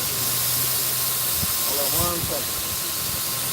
I'm sorry, I couldn't hear you. Oh, okay. So if you were trying to keep this grind line, are you ever working the flats to adjust? Are you ever grinding the flats at all? Or no? If I couldn't get that gouge out, like we were talking, if I had something out there, I'd regrind the flats or stuff like that. Otherwise, not. I wouldn't bother them. I do a lot of forge finish stuff, but not the forge finish you normally see on social media. It's actually takes more work. It's not leaving all the black forge crap on it. I'll leave the bead blast, soak them in vinegar to leave that forge texture, but get all that scale out of there. So I don't do a lot of flat grinding anyway. But actually, I'm glad you brought that up. I'm not going to knock your. I'm not a fan of these. This isn't bad. This is actually a decent size. But a lot of the ones I've seen are like twice as big and got that big D-shaped handle on them. And sometimes you stick them on there, and it's hard enough where it's sticking to the platen, and you got to rip the damn thing back again. Yeah. Anybody know what a cow magnet is? I know I'm from Pennsylvania, but you guys got cows too. Come on. Cow magnet looks like a capsule shape. It's about 4 inches. Looks just like a capsule with silver ends with black rings on them. You feed them to cattle, so when they eat nails and tacks and stuff, it sticks to the magnet. Well, it also works great as a knife magnet. I didn't bring one, unfortunately. Tractor supply. Yeah, exactly. That's I love those because, again, like I say, with these blade stops, we're actually using pressure on the top and bottom. I take those cow magnets. They're big enough for me to hold on to. I'll just flatten one side of them a little bit. And when I'm holding a blade on there, because it's got that little radius, I can actually turn this and that way. So like if you've got like a bird's beak, or it drops on the back end and everything's grinding nice except for that one little spot on the back corner, you guys all know about that. Put that up there and you can actually just turn that magnet a little bit, tweak it, and get in there, try it out. Trust me, you'll like it. It's pretty good. Plunge grinds. Did we get that flex belt? Thank you, sir. Okay. So I'm going to hit this with 220 real quick. There's one here too.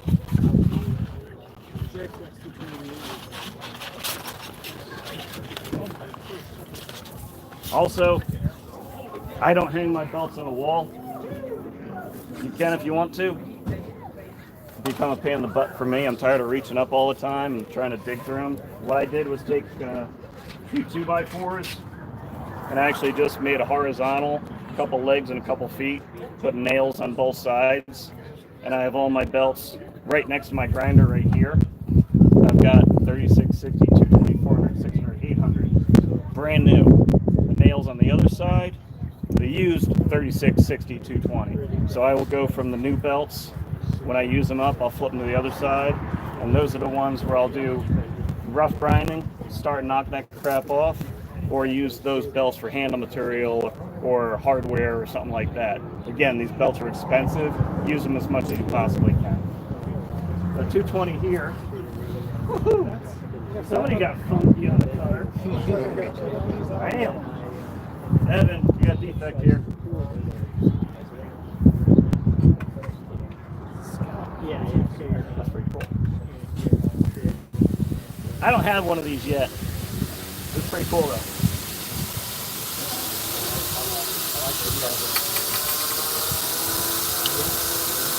Something's probably going to come flying off this belt too. You want a different one? That's right. Take all the fun out of it. So I'm going to go back to going straight up and down.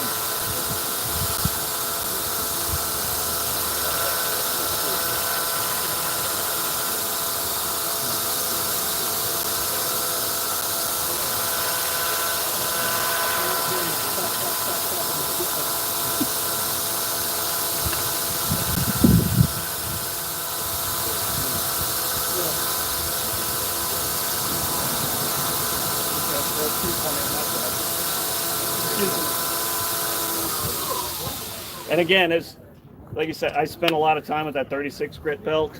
I did most of my grinding on that. These belts are going to be mostly 2 or 3 passes of shot, just clean things up.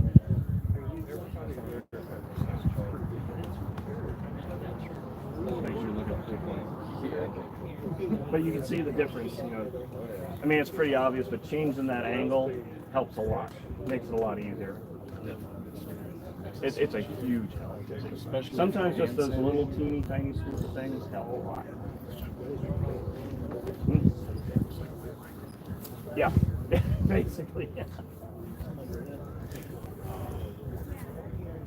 So the fun part, as this is getting passed around, clean this up with a 220, do the exact same thing with a 400 grit, change the angle again, but this is where we're going to come and clean those plunge grinds up. This is where it's nice to be able to have that variable speed and be able to slow this machine down a little bit. You can do the cleanup full speed too, but you gotta be quick. You gotta be real quick. Otherwise you're going to have that plunge grind go right up to your spine.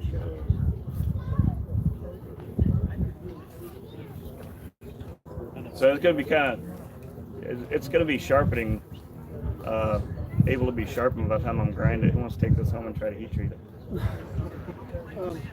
Other than buy a variable speed belt grinder, it's already ground. Well, so what I meant is like for the cleanup, where you don't have a variable speed belt, what your suggestion other than go fast? Is there like switch over to hand sanding? You can switch over to hand sanding. One thing, especially before heat treat, cleaning those up, it takes a bit, but take a chainsaw file and flatten one side of it, and you can clean it up that way. And then you can also take sandpaper and use that as a guide to clean it up a little bit more.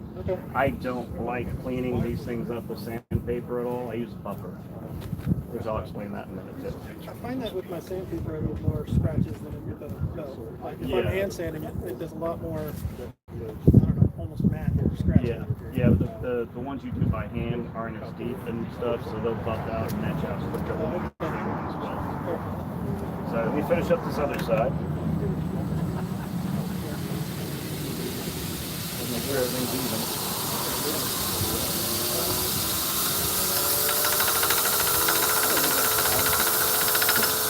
That wasn't part of it. I just saw the blade edge wasn't even.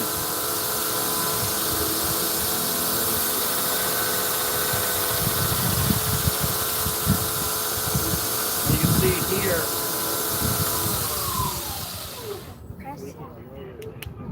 it's almost even with it, so it's not getting into that very back edge. So just let it just a little bit more.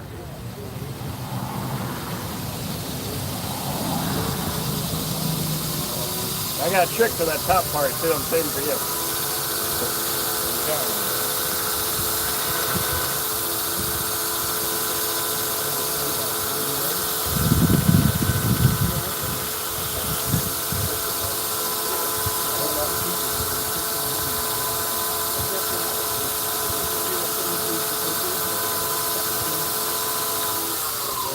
So you can see I got one spot right there.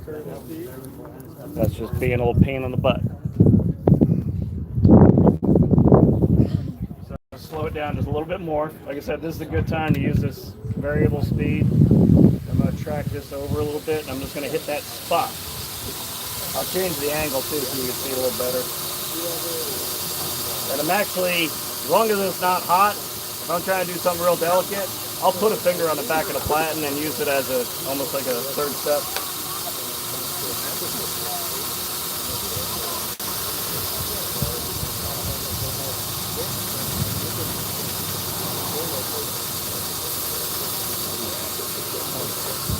All right, see, now that's out.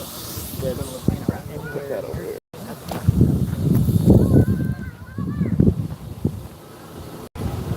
Wherever my bank is.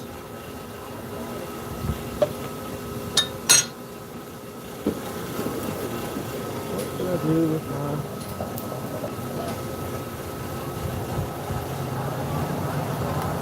Hold on, guys. Let me plug in this charger real quick.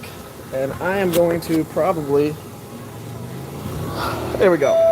So, I'm going to go ahead and end the stream here. My phone's starting to die.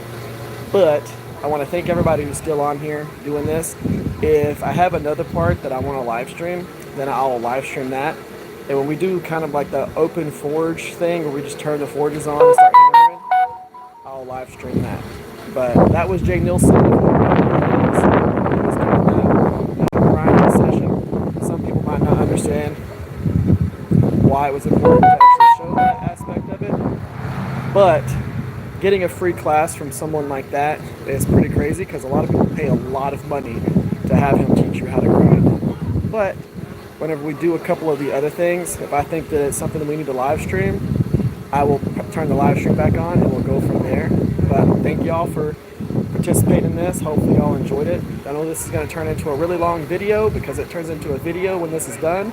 But if you ever want to reference any of these things, you can always watch these live streams whenever they go into video form.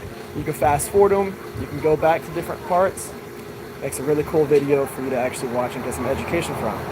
But like I said, if I find another thing that I think is going to be cool, I'll toss the phone on the tripod and I'll go ahead and live stream it. But for now, thank y'all for being a part of this. I really appreciate y'all. And if I can live stream again this weekend, I will.